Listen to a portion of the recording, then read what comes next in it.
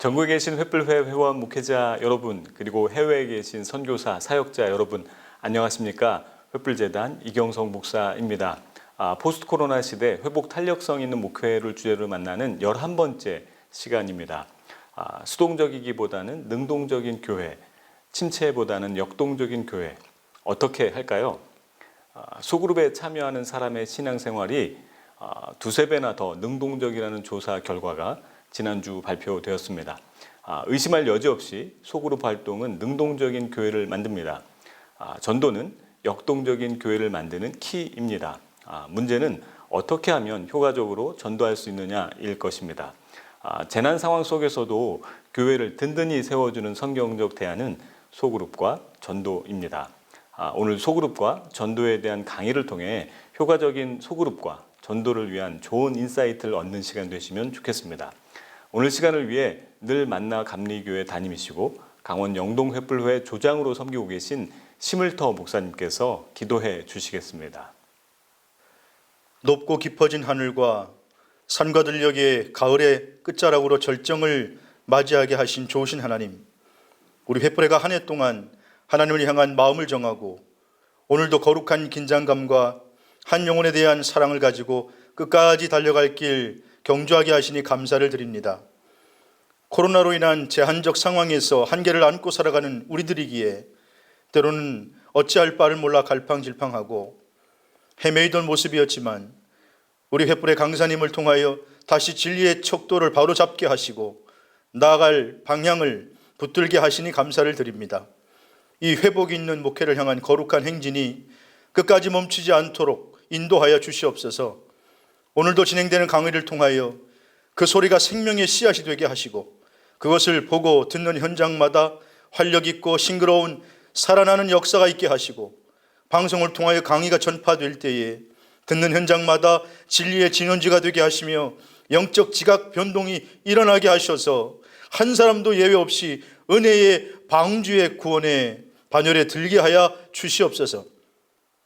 회복되고 치유되는 소그룹을 통하여 성도들이 다시 살아나게 하시고 오늘 효과적인 전도 강의를 통하여 죽은 영혼이 살아나고 삶의 짐이 벗겨지는 새로운 부흥의 영적 쾌거를 경험하게 하여 주시옵소서. 특별히 할 많은 시대에 세우신 횃불회를 통하여 말씀 하나하나가 한 방울의 마중물이 되게 하셔서 한국 교회를 살리는 강물이 되게 하여 주시옵시고 퍼내도 마셔도 모자람이 없는 생명의 강수가 되게 하여 주시옵소서. 위에서 수고하시는 이사장님에게 신원의 강건함을 덧입혀 주시고 횃불의 총무님 한 분 한 분을 붙들어 주옵시고 성령의 기름을 부어 주셔서 이들의 헌신과 수고를 통하여 생명의 씨앗이 뿌려질 뿐만 아니라 자라나고 열매 맺게 인도하여 주옵소서.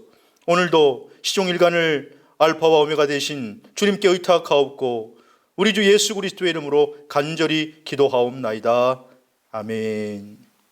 오늘 첫 번째 강의를 해주실 분은 교사로 섬기시다가 소명을 받고 목회자가 되신 분입니다. 특히 소그룹 모임을 통해 교회를 건강하고 역동적으로 세워가고 계십니다. 예수마을셀교회 담임이신 박영 목사님께서 언택트 시대 소그룹으로 회복되는 목회라는 제목으로 강의해 주실 때 큰 은혜 있으시기 바랍니다. 전국에 계신 횃불의 회원 목회자 여러분, 그리고 해외에 계신 선교사님, 사역자 여러분, 안녕하십니까? 저는 예수마을셀교회를 섬기고 있는 박영 목사입니다. 정말 영상을 통해서나마 만날 수 있어서 너무 감사하고 하나님께 영광을 돌립니다. 이 시간 저의 목회 간증과 강의가 미력하나마 지금 이 영상을 통해서 만나게 되는 귀한 우리 사랑하는 동역자 여러분들께 도전과 은혜가 되어서 정말 이 코로나19 시대에 다들 힘들고 어렵다, 너무나 괴롭다, 이런 척박한 목회 환경 속에서도 주께서 세워주신 우리 교회 아닙니까? 주님의 교회 아닙니까? 그러므로 우리 목회 동역자 여러분들이 다시 한번 저희 작은 이 강의와 간증을 통해서 다시 한번 목회적인 희망을 가지고 일어나서 정말 하나님의 이 시대 교회를 향한, 우리를 향한 갈망인 건강한 교회들로 세워져서 정말 목회가 참 행복합니다 라는 그런 소식들이 들려오기를 기대하고 소망합니다. 저는 어린 시절 저희 간증을 짧게 하겠습니다. 성탄절에 교회 가면 떡도 주고 과자도 준다는 친구의 그 인도하심에 따라서 교회를 따라갔다가 잠시 그렇게 교회 생활한 적이 있습니다. 하지만 믿음이 없었기 때문에 결국 고등학교를 도시로 나가게 되면서 자연스럽게 교회와 하나님은 멀어졌습니다. 그 위에 제가 중등교사 임용고시에 합격해서 이제 제가 중고등학교 교사로서 근무하던 중에 한참 젊은 나이인 제가 26살에 폐병에 걸려서 각혈을 하면서 더 이상 수업을 진행할 수 없는 지경에 이르렀습니다. 그래서 병원에서는 9개월 이상을 모든 걸 내려놓고 좀 쉼을 가지라고, 건강을 돌보라고 이렇게 했는데, 마치 그 당시 제가 사귀고 있었던 지금의 아내가 치유 은사가 있는 한 여자 전사님을 인도해 주셔서 그분으로부터 기도를 받고 정확히 그분이 예언한 대로 한 달 만에 깨끗하게 치유를 받았습니다. 확인코자 병원에 갔는데 담당 의사님도 너무나 놀랬고 축복해 주셨습니다. 정말 지금도 폐에 앓은 흔적이 여전히 바울의 그 십자가 흔적처럼 느껴질 때가 있습니다. 저는 그 치유 사건 이후로 정말 계속적으로 하나님 은혜를 경험하면서 교사로서 이제 새로운 학교로 이렇게 임지 발령을 받지 않습니까? 한 3년 내지 5년에 한 번씩. 그러면서 이제 새로운 학교에 발령을 받게 되면 그 하나님의 은혜가 있으니까 교사 신회를 조직하고 기독 학생 동아리를 만들어서 이 학생들과 점심시간 또 방과 후 시간에 함께 예배를 드리고 함께 제자 훈련을 했었습니다. 이렇게 해서 매년 대략 한 300명에서 500명 정도 이렇게 예수를 영접시키는 그런 일들을 해왔습니다. 그래서 너무나 이 한 명의 이 학교에 나는 보냄받은 이 학교 파송 선교사라는 인식이 이 정말 기독교 사명에 갖는다면 엄청난 일이 일어나겠구나라는 그런 어떤 이 느낌과 감동을 받으면서 전국 기독교사 대회를 뜻있는 이 기독교 선생님들과 함께 개최를 했습니다.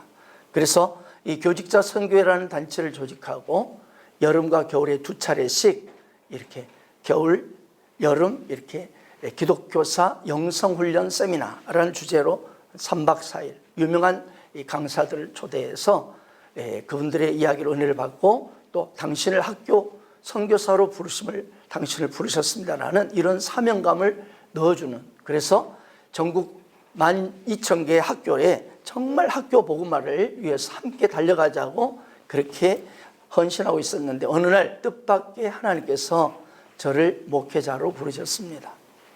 그때 저희 부모님이나 주변 분들은 극구 반대하고 놀랬죠. 하지만 저는 무조건 순종했습니다. 왜냐하면 나 같은 죄인을 구원해 주신 주님의 그 은혜, 그 사랑이 얼마나 컸던지, 어떻게 나 같은 죄인 중에 괴수를 구원해 주신 것도 감사한데 이렇게 목회자라는 특별한 사명자로 나를 불러주시는가, 이것이 너무나 감격이었습니다. 즉시 저는 안양대학교 신학대학원에 입학했고 학교를 다니면서 잠깐 고민했습니다. 아니 제 나름 이제 학교 복음화에서 매진하고 있는데 왜 이렇게 하나님은 갑자기 저를 목회자로 부르실까? 단지 그 당시 5만 개 교회 중에 한 개 교회를 더 세우기 위해서 저를 학교 복음화에 예수가 있는 저를 부르시지 않았을 거라는 그런 마음이 들었습니다. 그래서 신대원 3학년 때 저희 아내와 함께 이제 오살리 처자실 금식기도원에 들어가서 일주일을 기도했습니다. 그리고 이제 나와서 그 당시 군포 세린교회에 있었던 4박 5일 동안의 셀교회 개척 컨퍼런스에 참석하게 되었습니다. 거기서 저 아내는 4박 5일 동안 마지막 이 시대에 하나님이 갈망하는 교회, 정말 성령 하나님께서 마가다락에 오셔서 이 하나님께서 직접 임하심으로 세워진 초대교회, 그 초대교회 모형을 지향하는 이 사도행전적인 교회, 성경적인 교회인 이 소그룹 중심의 셀교회를 세우라는 비전을 받게 되었습니다. 저는 20년 동안 교직에 근무하면서 여러 지역에 발령을 받다 보니 많은 지역교회를 섬길 수 있는 특혜를 받게 됐었어요. 그런데 이런 이 교회 저 교회를 섬기면서 봉사하면서 각 교회마다 나름대로 아름다운 모습, 그러나 또 이런 부분은 조금 미진하다, 좀 이런 부분은 이렇게 하면 어떨까라는 그런 어떤 개인적인 생각을 하면서 이 교회 저 교회를 섬길 수 있었습니다. 그러면서 정말 그렇죠. 제가 목회자라면 이런 교회만 세우면 좋지 않을까라는 이 평신도로서 그냥 하나의 막연한 신뢰 같은 그런 교회상을 꿈꿀 때가 있었습니다. 그런데 그때 4박 5일 동안의 이 셀교회 개척 컨퍼런스를 참여하면서 주님께서는 계속적으로 저 아내에게 이 마지막 시대에 당신이 갈망하는 교회, 당신의 눈물을 닦아드리는 교회가 바로 셀교회임을 수차례 저희들에게 확증시켜 주셨습니다. 제가 막연히 실루엣처럼 바로 이런 교회가 되면 좋겠다라는 그런 막연한 교회상이 실제로 제 눈앞에 손으로 쥐어지는, 분명하고 확실하게 쥐어지는 그런 교회가 바로 셀교회였습니다. 그때 저 아내는 얼마나 많이 울었고 하나님 앞에 우리의 삶을, 이 목회자로 부르신 사명에 이 비전 앞에 내 삶을 드리겠다고 결단했었습니다. 본격적으로 그거로 저는 이 셀교에 대한 모든 강의나 세미나에 참석하였고 관련 서적들을 탐독하기 시작했습니다. 또한 한국의 이 컨퍼런스에 참석하신 셀교 아버지라 불리는 랄프 레버 박사님, 그리고 빌베캠 선교사님, 그리고 크리스찬 슈바르츠, 그런 분들을 직접 만나서 뵙고 코칭과 안수를 받았습니다. 또한 건강한 소그룹 셀교회로 소문난 싱가포르의 FCC 교회, CHC 교회, 미국의 새들백 교회, 리얼라이프 처치 윌로우 크릭, 그리고 페리미터 교회, 노스포인트 커뮤니티 교회, 카자흐스탄의 이 김삼성 선교사님의 알마티온의 교회 등등 소문난 소그룹으로 건강하게 부흥하는 그런 교회들을 직접 저희 동역자들과 탐방하고, 그래서 실제 이 소그룹으로 건강하게 셀교회로 성장하는 실제 현장을 보고 또 배웠습니다. 한때 한국교회에 셀교회에 대한 광풍이 불을 때가 있었죠. 그래서 본인들이 이 섬기시는 교회를 셀교회로 전환해 보려고 하는 수많은 목회자들이 있었고, 셀교회로 개척하려는, 실제로 개척하는 많은 목사님들이 계셨습니다. 그러나 돌아보니 많은 여러 가지 상황과 현실 앞에 다 이렇게 많은 분들이 포기하셨더라고요. 그러나 저는, 저 안에는 워낙 그때 하나님이 우리에게 주신 이 비전이 너무나 선명했기 때문에 한결같이 흔들림 없이 달려올 수 있었습니다. 또한 저는 20년간 교직 생활하면서 끊임없이 학생들과 선생님들과 말씀으로 그들을 세우려고 하다 보니까 자연스럽게 소그룹을 많이 인도하게 되었습니다. 그래서 처음에는 이 예배 전체 모임이 대예배, 그리고 또 소그룹 큐티 모임, 또 성경 공부, 이런 식으로 소그룹 모임을 가졌었습니다. 또한 교회에서는 제가 중고등부 부장 집사로서 이제 여러 해 동안 이 소그룹으로 모임을 갖고 전체 대예배도 드리면서 한 가지 깊이 깨달아지는 게 있었습니다. 그것은 나 혼자 영혼을 구원하고 하나님 나라를 세우는 데는 한계가 있다는 것을 알게 되었죠. 따라서 반드시 지속적으로 하나님 나라를 같이 헌신하며 위로할 수 있는 이런 헌신 동역자가 필요한데, 그런데 이 동역자, 헌신 동역자를 세우기 위해서는 결코 단지 예배와 성경 공부만으로는 안 된다는 것을 깨달았던 것입니다. 그래서 그때부터 저는 국내에 이 선교 단체들의 많은 이 훈련 교재들, 내비게이터, CCC, 그리고 또 심지어 사랑의 교회 제자훈련 교재, UBF, ESF, 심지어 또 디모데 성경연구원에서 발간한 제자훈련 교재들, 이런 여러 훈련 교재를 가지고 학생들과 또 선생님들과 또 섬기는 교회에서, 학교 현장에서 계속적으로 그들을 섬기면서 훈련을 한번 같이 함께 시켰습니다. 그렇게 상당 기간 사역하면서 가슴 깊이 깨달아진 게 있었어요. 뭐냐면 한 사람을 단지 예수님을 영접시켜서 예배드리고 봉사하는 사람만으로는 결코 교회 공동체는 건강해질 수 없고, 오직 소그룹을 중심으로 한 이 제자와, 이것이 바로 건강한 교회를 세우는 핵심, 건강한 교회 공동체를 세우는 핵심 비결임을 가슴 깊이 깨닫게 하셨습니다. 그래서 저는 신대원을 졸업하고 이 소그룹 중심의 이 제자와 셀교의 이 초대교회의 영성과 그 가치를, 시스템을 오늘 이 시대에 재현하는 이 셀교의 가치와 비전을 품고 2003년 6월 18일에 수원의 예수마을 셀교회를 개척하게 되었습니다. 교회를 세울 때 제가 하나님께 소원했습니다.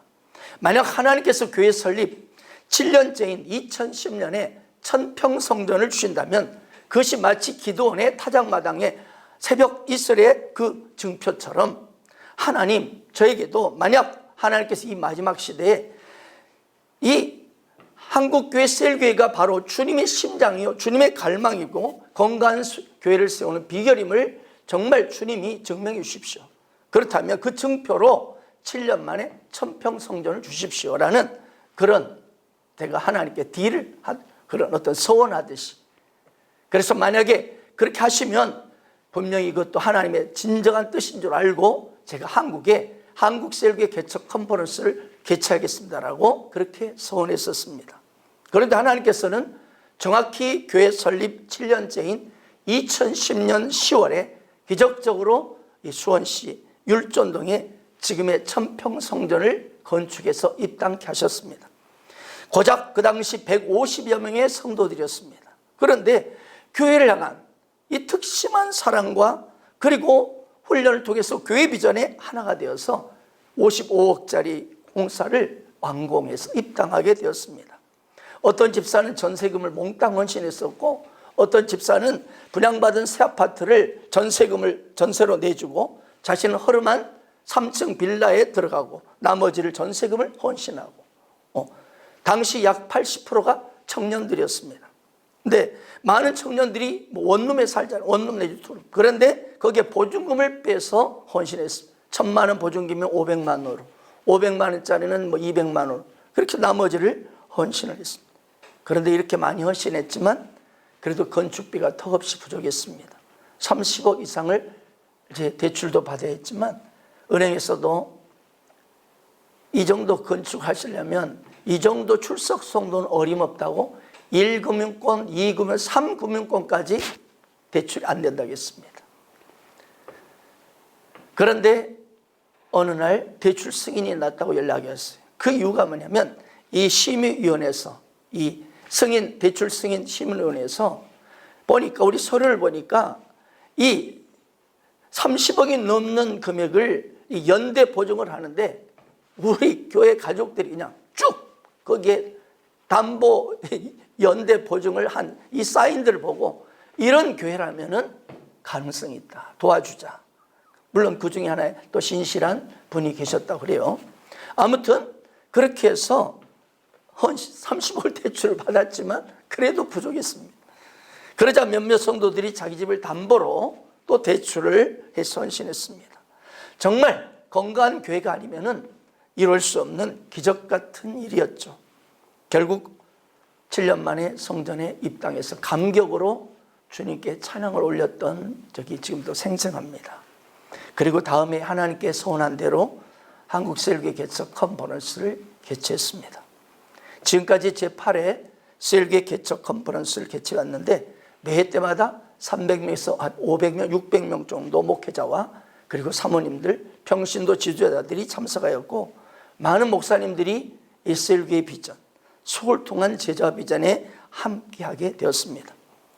저는 오늘날까지 정확히 18년간을 속을 통한 제자와 바로 이 셀교회 비전으로 흔들림 없이 여러 가지 상황이 어떠할지라도 달려왔습니다. 그런데 셀교회를 개척한 후에 정말 중요한 것은 든든한 평생 동역자로 세우려면 이 제자훈련 교재가 매우 중요합니다. 그래서 어떤 교재를 선택할까 참 고민을 많이 했습니다. 원래 이 랄프레이 박사가 쓰신 셀교회 제자훈련 교재가 있습니다. 0권부터 7권까지 제자훈련 교재가 있는데 이거는 이 한국 상황과 한국 사람들의 정서에는 적응하기 쉽지 않습니다. 스스로 공부해서 나중에 스스로께 묻는 구조입니다. 우리 한국 사람들 스스로 공부하는 게 없잖아요. 그래서 이리저리 한국 교회 가운데 정말 셀교회 가치가 담겨있는 훈련 교재가 있는가 찾다가 그때 부산 이 풍성한 교회 두 날개 교재를 보니까 셀교회에 대한 가치가 부분적으로 들어있길래 그것으로 제자훈련을 한 5년 정도 했었습니다. 근데 이 교재를 사용해 보니까 정말 제자도가 담긴 최고의 교재예요. 그런데 보니까 이 셀교의 가치는 약해요. 그러니까 저희는 셀교의 비전을 받았는데 셀교의 가치를 기초로 제자도가 위에 올라가는 게 아니라 제자도를 기초로 해서 셀교의 가치를 부분적으로 이렇게 삽입해 놨더라고요. 그래서 고민을 참 많이 하다가 또 실제 훈련 속에서 여러 가지 문제들을 봉착하면서 제가 하나님께 받았던 이 건강교회를 세우는 셀교의 이 교제에 대해서 깊이 고민하게 되었습니다. 그런 와중에 하나님께서는 기도하는 중에 네가 평신도 교사 시절부터 20년 동안을 여러 제자훈련 교재를 가지고 직접 제자훈련한 경험이 있지 않느냐. 그리고 또 네가 국어교사로서 은사적인 노하우를 가지고 있지 않느냐. 사실 제가 고3 담임을 5년 했거든요. 그러면서 이 논술 지도를 많이 했거든요. 그러니까 어떻게 설득력 있게 어떻게 이것을 써내야 되는지 제가 지도한 적이 있거든요.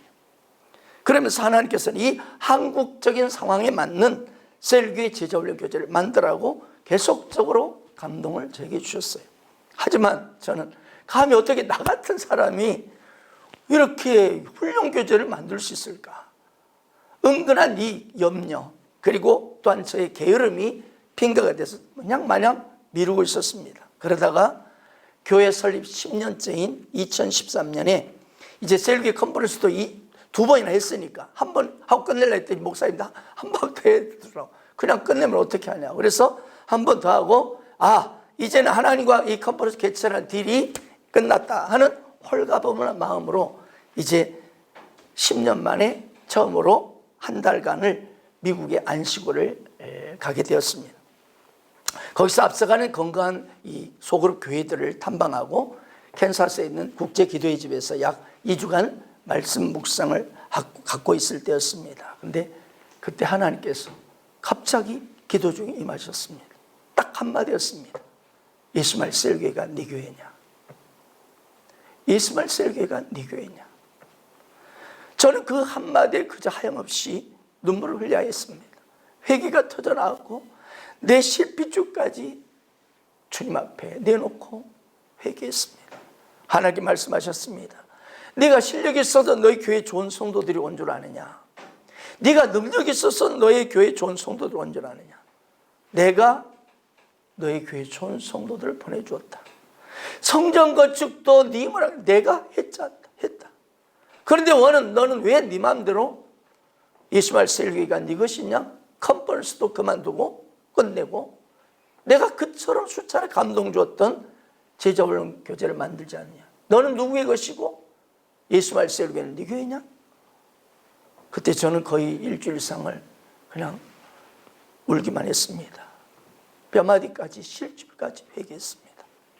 그리고 돌아와서 즉시 사라교회 수양관에 들어가서 그동안 수많은 제자훈련 교재들을 다루었던 그 경험들을 가지고 셀교의 가치와 시스템을 그동안 내가 경험해본 10년간 셀교를 하면서 경험한 실제적인 그런 경험들을 기반으로 해서 제자훈련 교재들을 만들기 시작했습니다.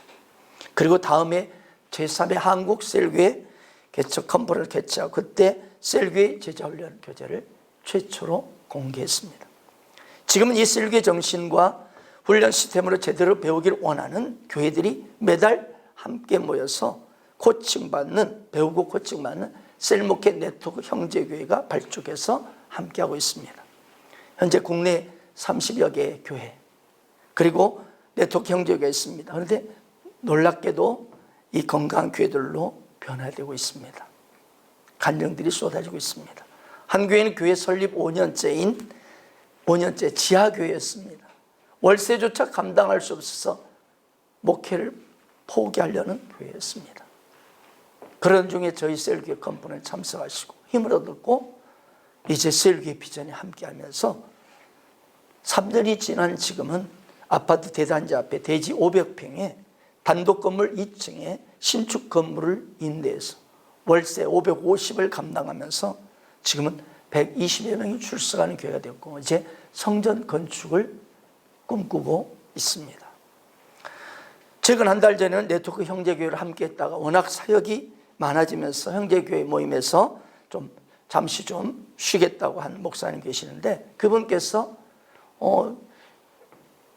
2년 만에 자신의 교회를 한번 방문해 달라고 요청이 왔어요. 그래서 방문했는데, 코로나 사태가 터지기 직전에 2년 전에 제가 그 교회를 방문했는데, 강남에서 약 200여 명이 모이는 교회였는데 분당으로 성전을 이전했더라고요. 가서 보니까 2년이 지났는데 지금 이 코로나 시대인데 지금은 1200명이 모이는 그 교회로 급성장했더라고요.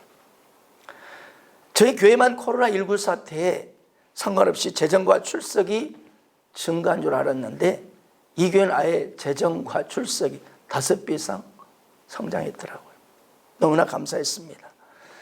이 교회는 저희 셀교회의 이 비전과 이 시스템을 그대로 적용하고 또 이분이 가지고 있는 목회 상담학 박사를 갖고 계시거든요. 이로써 이분 부분을, 치유 부분을 잘 이렇게 융합시켜서 이렇게 아름다운 교회로 성장시키고 있었습니다. 이 교회처럼 자기 나름대로 이 셀교회 시스템을 가지고 거기다가 자기 목회적 은사와 교회의 환경에 맞게끔 그 분당이라는 곳의 그 환경을 이렇게 잘 디자인했더라고요. 이처럼 재디자인해서 적용하는 교회들도 꽤 있습니다. 그리고 지금 현재 인도, 터키, 에콰도르, 네팔, 중국, 베트남, 일본 등 해외 10여 개 형제 네트워크 교회가 연합하면서 함께하고 있습니다. 그래서 그분들이 그 나라에서 이제 현지 지도자들, 사역자들을 이 셀목회 가치와 제자훈련 시스템을 가지고 섬기면서 건강한 교회들을 섬기는데 함께하고 있습니다. 대표적으로 인도에 계시는 이 김하원 선교사님 계시는데 이분은 50대 후반의 여자 선교사님 독신이세요. 참 제가 그분 보면서 도전과 은혜를 받았습니다. 그런데 그분이 여성으로서 독신으로서 그곳에 선교 비전 센터를 세우시고 이 현지 지도자들을 이 셀목회 시스템을 가지고 건강한 교회를 세우는 헌신하고 있습니다. 이분은 이 인도에 계시는데도 컨퍼런스뿐만 아니라 1년에 3차례 집중 심화 과정이 2박 3일 있거든요. 계속 비행기 타고 오셔서 이렇게 계속적으로 배우고 훈련받고 이제는 돌아가셔서 현지 사역자들을 이렇게 셀목회로 건강하게 코칭하고, 특별히 코로나 팬데믹 시대에는 이런저런 모습으로 아름답게 섬기는 그런 이야기를 듣고 있습니다. 또한 저희 예수말 셀교회 안에 내부 안에 생명건 제자들이 그동안 많이 세워졌습니다. 그래서 교회 개척을 위해서 지금 파송되고 있습니다. 현재 광주 광역시 연제동에 아파트 밀집 지역 그 중심에 183평 땅을 매입하고 건축을 준비하면서 임시로 현재 30평 상가를 임대해서 약 20여 명이 예배를 드리고 있습니다. 또 세종시에 저희 셀목회 형제교회 목사님이 계시는데 그 목사님께서 자기 세종시 인근에 7,500평 땅을 매입했는데 저희 교회 제자를 보내주시면 이 부지를 선교사를 파송하는데 선교훈련센터로 드리고 싶다 하셔서 마치 그때 저희 제자가 터키에서 파송받아서 10년을 그 무슬림 척박한 99%의 무슬림이 가득한 그 땅에서 5개 교회를 개척했거든요. 놀라운 일이거든요. 혹시 이 강의를 터키에 계신 선교사님들이 듣고 계실지 모르겠는데, 근데 이 팬데믹 시대가 되니까 뭐 아무것도 하지 못하고 그냥 모든 것이 스탑돼 있어서 이것도 주님의 뜻이다 해서 국내로 콜링해서 지금 그 세종시로 파송해서 국제선교센터를 세우는데 함께 헌신하고 있습니다. 또한 지난 3월에는 오산 세교 신도시 이지구 인근에 1,600평 땅을 계약해서 저희 교회 2명의 제자들이 그것을 책임지겠다 하고 이제 파송해서 그곳에 이 워십센터와 24시간 기도의 집을 세우기 위해서 개발 행위 허가를 득하기 위해서 신청하고 지금 진행 중에 있습니다. 그리고 지금 저희 교회 안에는 제가 소속된 이 백석 대신 교단과 또 우리 국제 독립교단으로부터 신학교 인준을 받은 국제사역자 훈련원이 있습니다. 이 국제사역자 훈련을 통해서 외부 교회 교인을 제외하고 순수 저희 교회 청년들과 장년들 30여 명이 예비 목회자 훈련을 지금 받고 있습니다. 이들이 지금 각자 개척할 도시와 장소들을 정하고 기도 중에 있습니다. 앞으로 5년 안에는 국내와 해외 최소 100개 이상의 셀교회 네트워크 형제교회가 세워지지 않을까라고 예상하고 있습니다. 제가 이렇게 장황하게 어떻게 보면 또 이렇게 하나의 어떤 자랑처럼 이야기를 하는 것은 저희 예수발 설교 18년 동안의 그동안의 사역 과정의 현장들을 경험하면서 열매들을 제가 말씀드리는 것은 이처럼 이 속을 통한 제자, 이 건강한 교회를 세우는 이 교회의 핵심 사역임을 제가 간증하기 위해서입니다. 얼마 전 부천의 어느 교회가 54개 교회를 이번 54번째 교회를 분립 개척했다는 소식을 들었습니다. 참 감동이었습니다. 건강한 교회는 이래야 된다고 믿습니다. 단지 한 개의 거대한 교회를 세우기보다는 교회가 교회를 세우는, 그러니까 초대교회처럼 교회를 통해서 세워진 이 건강한 제자들을 통해서 제자들이 또 세워지고 교회가 세워지고, 이것이 저는 하나님이 이 땅에 이 마지막 시대에 향한 동일한 초대교회를 향한 그분의 메시지처럼 오늘날도 동일하다고 저는 믿습니다. 감히 그래서 저는 자신 있게 이 땅의 많은 교회들이 저희 교회와 함께 정말 건강한 교회로 함께 세워지를 원하고 사랑하는 이 동역자 여러분, 특별히 이 코로나19 시대에 어떻습니까? 너무나 많은 교회들이 힘들어하고 있지 않습니까? 아파하고 있지 않습니까? 문을 닫아야 할 지경이 있지 않습니까? 사랑하는 동역자 여러분, 해외에 계신 선교사 여러분,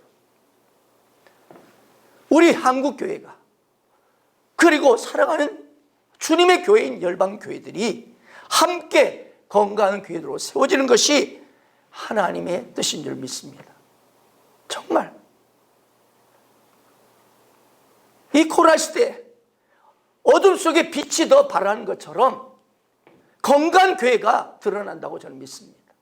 저는 이 건강한 교회를 세우는 핵심이 바로 성경이 말씀하고 있는, 하나님께서 직접 성령께서 세우신 교회, 초대교회, 바로 셀교회의 비전이 있다고 저는 믿습니다.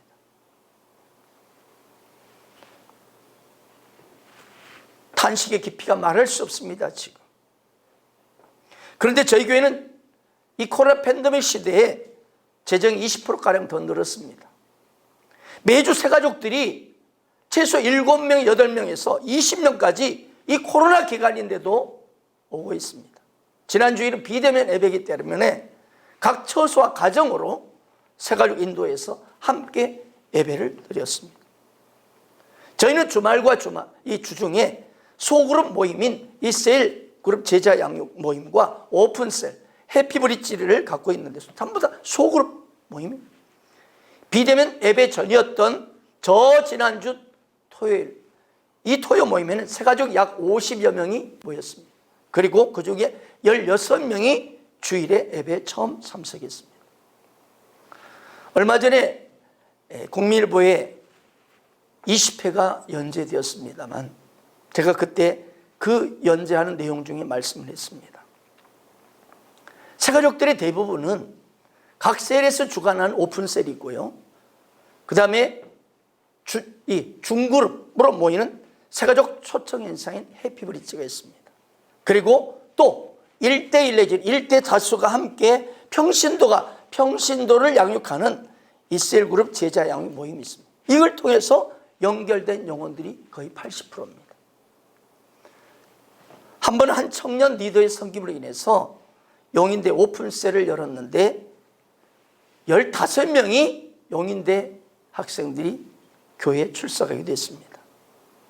하나님 나라 교회 비전에 정말 생명감, 그저 단지 헌금하고 출석하고 은혜 받았다 헌금만 하는, 그리고 우리 목회자는 그냥 열심히 뛰고 그들은 옆에서 박수 쳐주고 목사님 잘합니다라고, 그리고 한 번씩 격려해 주면서 밥 사주고 그냥 명절 되면 선물을 하나씩 주는 것을 자신의 성도의 본분이라고 생각하는 평신도들이 수두룩합니다.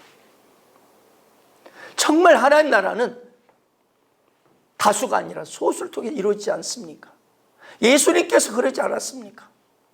수많은 다수들을 피로도 채우셨지만 그분의 평생의 3년 반 동의 공생의 기간 동안에 3분의 2의 시간을 12명과 함께 했습니다. 신학자들이 말합니다. 그래 공생의 사역자를 3분의 1을 다수가 아닌 소수 12명에 집중했다. 왜? 이 12명 하나님 나라 비전 앞에 스승과 함께 생명 건 그 제자가 결국 하나님 나라를 세워가기 때문에 저도 동일하게 이 하나님 나라와 교회 비전의 생명건 한 명의 헌신의 제자가 얼마나 중요한지를 지금 이 팬데믹 시대에 더 체감하고 있습니다. 지난 4월 그러니까 약 2달 반 전이네요. 셀교회 이제 제자 훈련을 받고 졸업 이제 막 한 제자입니다. 이 제자는 우리 교회 집사가 전도한 제자인데 국가대표 수구 핵심 공격수입니다. 그런데 얼마 전 국가대표직을 사표를 써버렸습니다. 매달 봉급이 200에서 250만 원이 삭감되는데도 포기한 거예요. 이 리더 한 명의 헌신을 통해서 벌써 40명, 50명 됐네 벌써 전도됐고 이 제자가 벌써 4명의 리더를 세웠습니다. 이제 갓 졸업한 리더인데 최근에는 이 새로 세워진 이 4명의 리더들 제자들을 통해서 프로축구 삼성 소속 선수 2명이 출석하고 있고요. 실업 여자 축구 3명이 출석합니다. 그리고 레슬링, 유도, 태권도 국가대표 선수들이 전도되어서 출석하고 있습니다.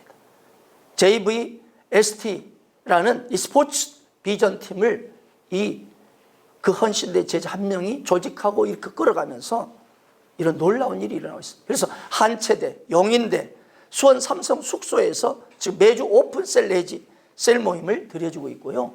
거기서 셀그룹 제작을 하면서 거기서 새가족들이 거기서 훈련되고 양육돼서 교회로 인도되고 있습니다. 특별히 저희 교회가 발간한 이 셀그룹 제작의 교재를 통해서 부부간의 불화로 가정 이혼 직전에 갔던 부부가 남편이 아내와 양육하면서 하나가 되고 부모와 자식 간의 갈등이 있던 이 가정이 하나가 되고 이런 아름다운 일들이 이어지고 있습니다. 저는 우리 교회 성도들이 주님 앞에 섰을 때를 늘 생각하거든요. 고린도서 5장 10절에 나오는 대로 각각 그리스도의 심판 앞에 서게 되리라. 각각 행한 대로 갚아주리라. 그때 저는 그리스도의 심판대 앞에 우리 교회 가족들이 섰을 때 정말 한 명 한 명이 칭찬과 존귀와 영광을 받기를 원합니다. 주님 앞에 섰을 때 사랑하는 우리 교회 성도들이 저를 바라보면서 목사님 감사합니다. 제가 이렇게 주님 앞에 어마어마한 상급과 멸관을 받기 위해서 감사합니다. 저는 그 말을 그 밝고 환한 얼굴을 마주하고 싶습니다.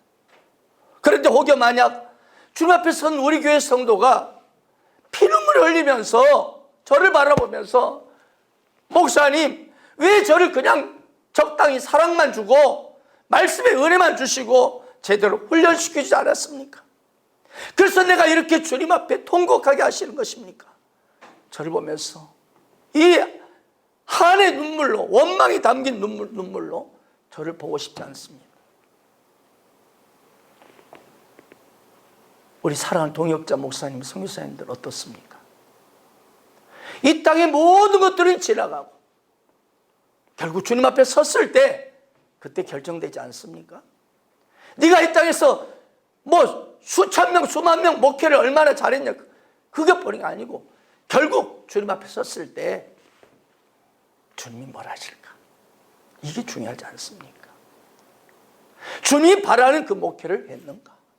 주님이 세우시기를 갈망했던 그 교회를 세우기를 원했는가? 그렇게 했는가? 물론 아름다운 사역들입니다. 지금 여러분이 우리 목회자 동역자 여러분 하는 것들이 너무나 아름답고 귀한데 그러나 더 나아가서 주님이 기뻐하는 목회, 주님이 세우시기를 원하는 그 교회, 주님이 그렇게 세우셨던 성경적인 교회, 예수님이 이 땅에 오셔서 3년 반 동안 보이셨던 그 소그를 통한 제자와 목회, 나는 그 목회를 한 목회자를 또 다른 하나님의 상급을 주시라고 저는 믿습니다. 그리고 또한 여러분 정말 우리 동역자 목사님, 선교사님 여러분, 이 한마디 들으면 얼마나 힘이 납니까? 목사님, 제가요 목사님과 함께 우리 교회 비전 앞에 평생 함께 갈 것입니다. 힘내십시오. 이 한마디만 들으면 얼마나 행복합니까? 그렇습니다. 다수의 적당한 은혜 받고 헌금하고 그걸로 끝나는 그것이 신앙의 본분인 것처럼 생각하는 그런 적당한 성도가 아니라 한 명의 생명건 평생 동역자가 우리에게 너무나 소중하다고 저는 믿습니다.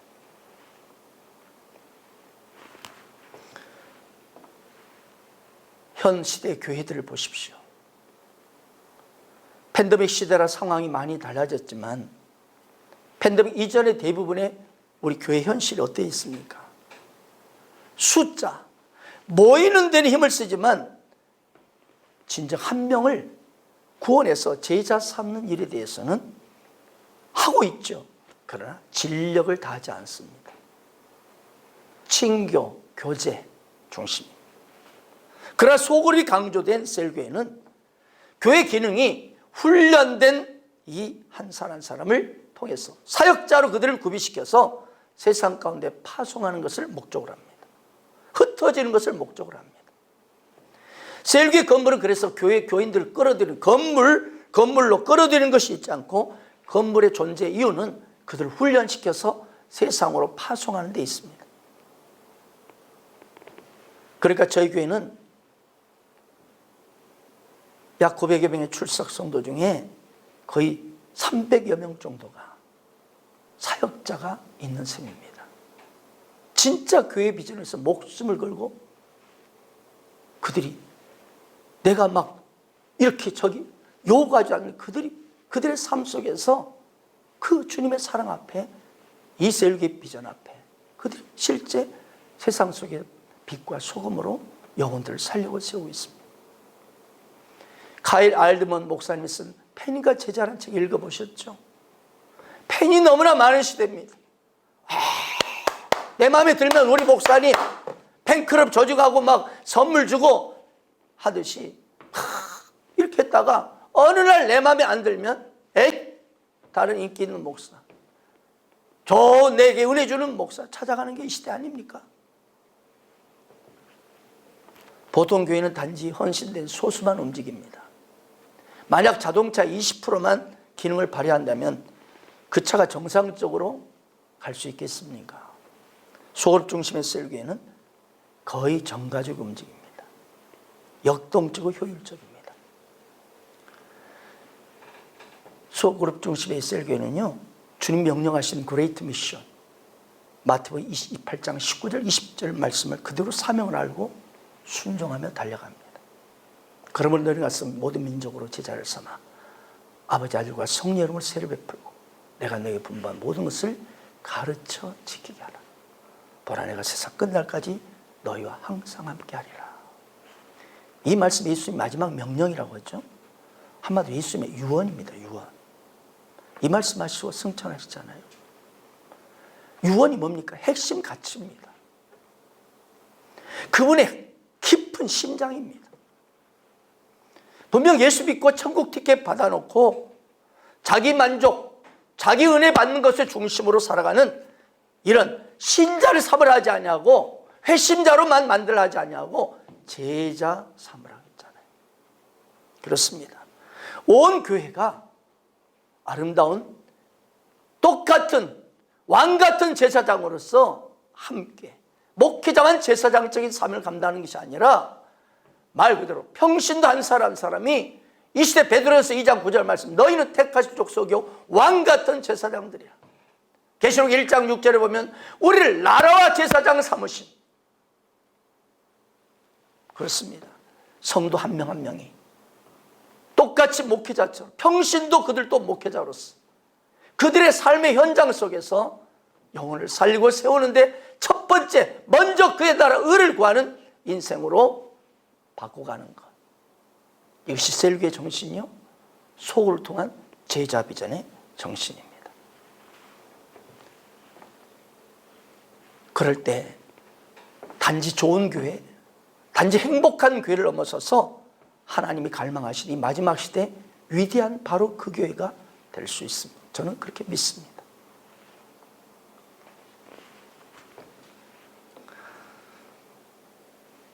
오늘날 많은 그리스도인들이 이 마태복음 28장의 이 예수님의 마지막 명령을 단지성 이 구절을 사역지로 나가는 파송받은 목사나 선교사들을 독려하는 말씀이라고 생각하는 그런 사람이 많습니다.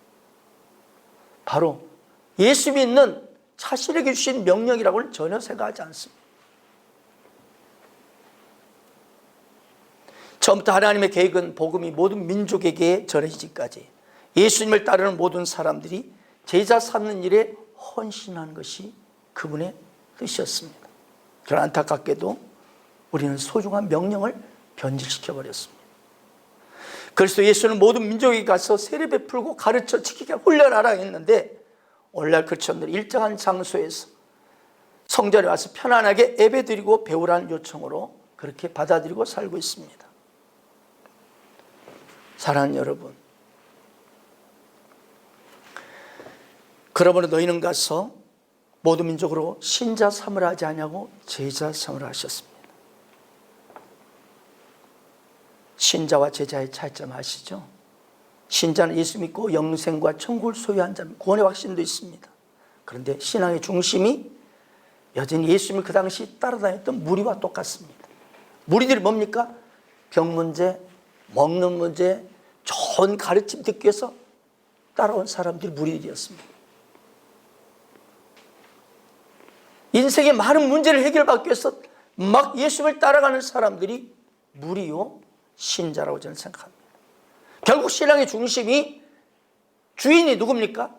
입은 주여 주여 하지만 나여 나여 하는 사람들. 그래서 내가 싫으면 교회도 그만이고 목사도 그만입니다. 언제라도 떠납니다. 내가 중요합니다.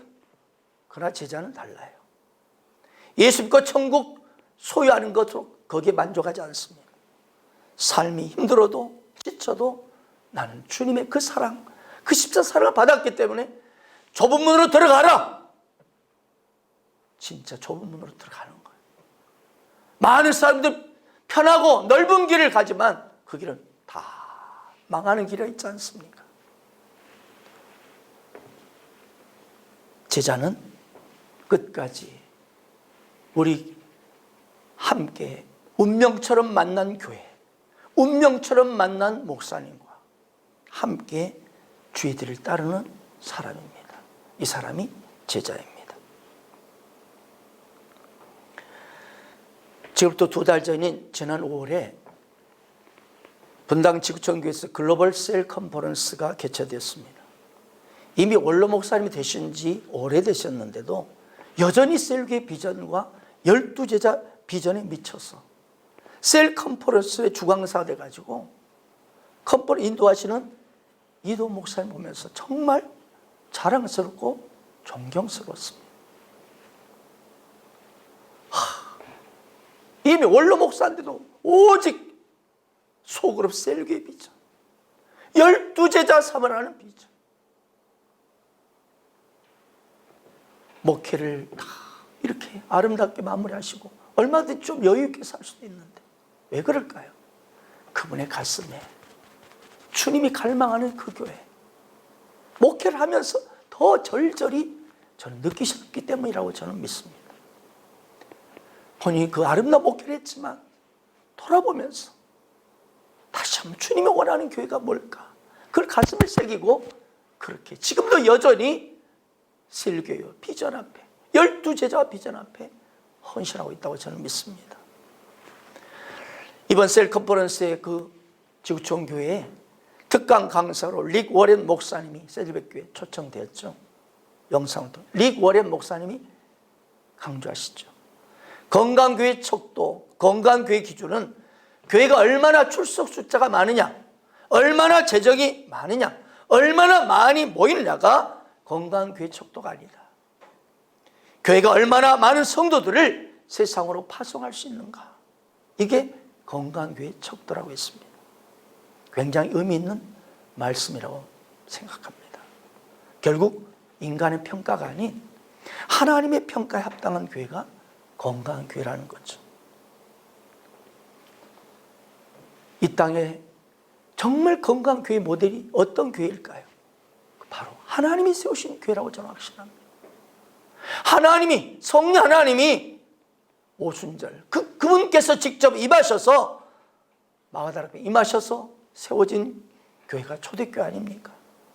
저는 초대교회가 건강한 교회 모델이라고 생각합니다. 많은 분들이 초대교회로 돌아가자 외친 이유는 건강한 교회에 대한 목마름이라고 저는 믿습니다. 초대교회는 한마디로 성전과 집이라는 두 장소에서 날마다 모였습니다. 이번 지구촌 셀 컨퍼런스 이동훈 목사님도 강조하셨습니다만 자세히 신약 성경을 살펴보게 되면 집이 교회였다고.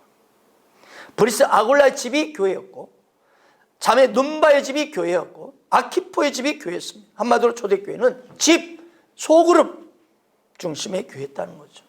또한 예수님도 12명이라는 소그룹으로 제자 공동체를 세우셨습니다. 따라서 현대시대, 특히 이 팬데믹 시대에 성령 중심의 대그룹 예배만으로는 결코 건강한 교회를 세울 수 없다고 저는 확신합니다. 너무나 약해져 버리고 너무나 이 콘스탄트 대제가 이 국교를 기독교로 공인하면서 급격히 지하에 수많은 이 소그룹, 이 카타콤 교회들이 싹 사라져버리고 지상으로 대구로 몰려들면서 잃어버린 한쪽 날개. 단지 구역이나 속이라는 그런 주일날 대예배 출석하기 위해서 하나의 하부 구조로 움직이는 그런 돕는 밑에 하부 구조가 아닌 셀교회는 바로 소그룹이 교회입니다. 소그룹 자체가 교회의 기능을 다합니다. 그렇습니다. 이제 시간이 돼서 마무리를 하기를 원합니다. 미국 베리미터 교회 담임 목사인 랜드 포프 목사님이 그의 책 교회는 인소식이다라는 책에서 이런 말씀을 했어요. 너무 오랫동안 교회는 건강한 영향력이 아닌 수적 성장에 초점을 맞춰왔다. 수적 성장은 성공을 가리키는 가장 정확한 교회 용어라고 해도 지금 과언이 아니다. 교회가 커지고 교족부의 교인이 늘어난다고 해서 세상 속에 하나님 나라의 영향력은 발휘하는 교회가 되는 것은 아니다. 건강한 교회가 영향을 발휘한다. 우리가 한 사람 한 사람을 소그룹 중심으로 제자를 하기로 결정했을 때 우리는 진짜 건강한 교회에 투자한 것이다. 이렇게 말했습니다. 결론적으로 오늘 이 시대 수많은 교회들이 교회 안에서 담임 목사나 교육자들이 하는 제자훈련에 참여하고 있습니다. 그리고 그들이 헌신된 자로 세워지고 있는데 중요한 것은 주님은 목회자만 제자 삼으라 하지 않았습니다. 평신도가 제자 삼을 때 하나님 나라는 급속히 이루어질 줄 믿습니다. 평신도가 평신도를 양육하는, 평신도가 제사장적인 사명, 이 사역자의 사명, 제자의 스피릿으로 무장해서 그들이 제자 삼고 제자 삼을 때 위대한 역사가 하나님 나라 일어날 것을 믿습니다. 저희 교회에서 발간한 이 세그룹 제자교육 교재가 그렇습니다. 이 교재는 이제 막 예수를 영접한 이 세 가족도 또 다른 사람을 양육할 수 있는 구조입니다. 교회 안에서의 훈련은 신학과 경륜과 그리고 많은 신학적 지식이 있는 우리 목회자가 감당할 영역이지만 평신도 이걸 할 수가 없습니다. 그러나 이 세그룹 제자교육 교재는 어디서든지 그들이 삶의 현장 속에서 누구나 할 수 있는, 이제 막 다시 말합니다. 거듭 예수를 이제 막 영접한 새 가족도 또 다른 사람을 양육할 수 있습니다. 얼마 전에 그런 형제 교회 쪽에 보고가 들어왔습니다. 2달 만에 믿음의 제자 4대가 일어났다는 거예요. 그러니까 평신도를 제자 삼고 또 평신도가 그 삼고 또 삼는 이 4대가 일어난 4대가. 이게 셀그룹 제자교육의 탁월한 현장입니다. 저는 결론적으로 목회자만이 뛰는 교회가 아니라 평신도들이 정말 삶 현장에서 제자 삼는 이 역사가 일어날 때 교회는 자연스럽게 일어나고 건강하게 되고 또 생명과 비전에 담임 목사와 함께 평생 교회 비전 앞에 내 생명을 드리겠습니다라는 수많은 제자들이 저절로 세워지고, 또 그들 중에는 은사대로 목회자 은사를 받아서 또 다른 교회를 개척해 나가는 그런 아름다운 하나님 나라의 번세 역사, 창세기 1장 28절의 역사, 생육, 번성, 충만, 정복, 통치, 다스림의 역사가 나타날 수 있다고 믿습니다. 다시 한번 사랑하는 동역자 여러분, 힘내십시다. 주님은 살아계시고 주님은 여전히 당신의 교회를 세우고 계십니다. 우리가 그분의 뜻에 합당하게, 그분의 코드에 맞춰서 우리가 그분이 갈망하는 그 교회를 세우기만 한다면 성령께서 더욱 역사하실 줄 믿습니다. 현장마다 척박하고 팬데믹 시대에 너무나 어려운 상황이지만 희망을 가지십시다. 왜요? 주님이 함께 하시거든요. 주님이 계시잖아요. 하나님께서 또 다른 특별한 은혜로 함께 이런 건강한 교회를 세워가는 그런 만남과 아름다운 시간들이 있기를 소망하며 오늘 강의를 마칩니다. 감사합니다.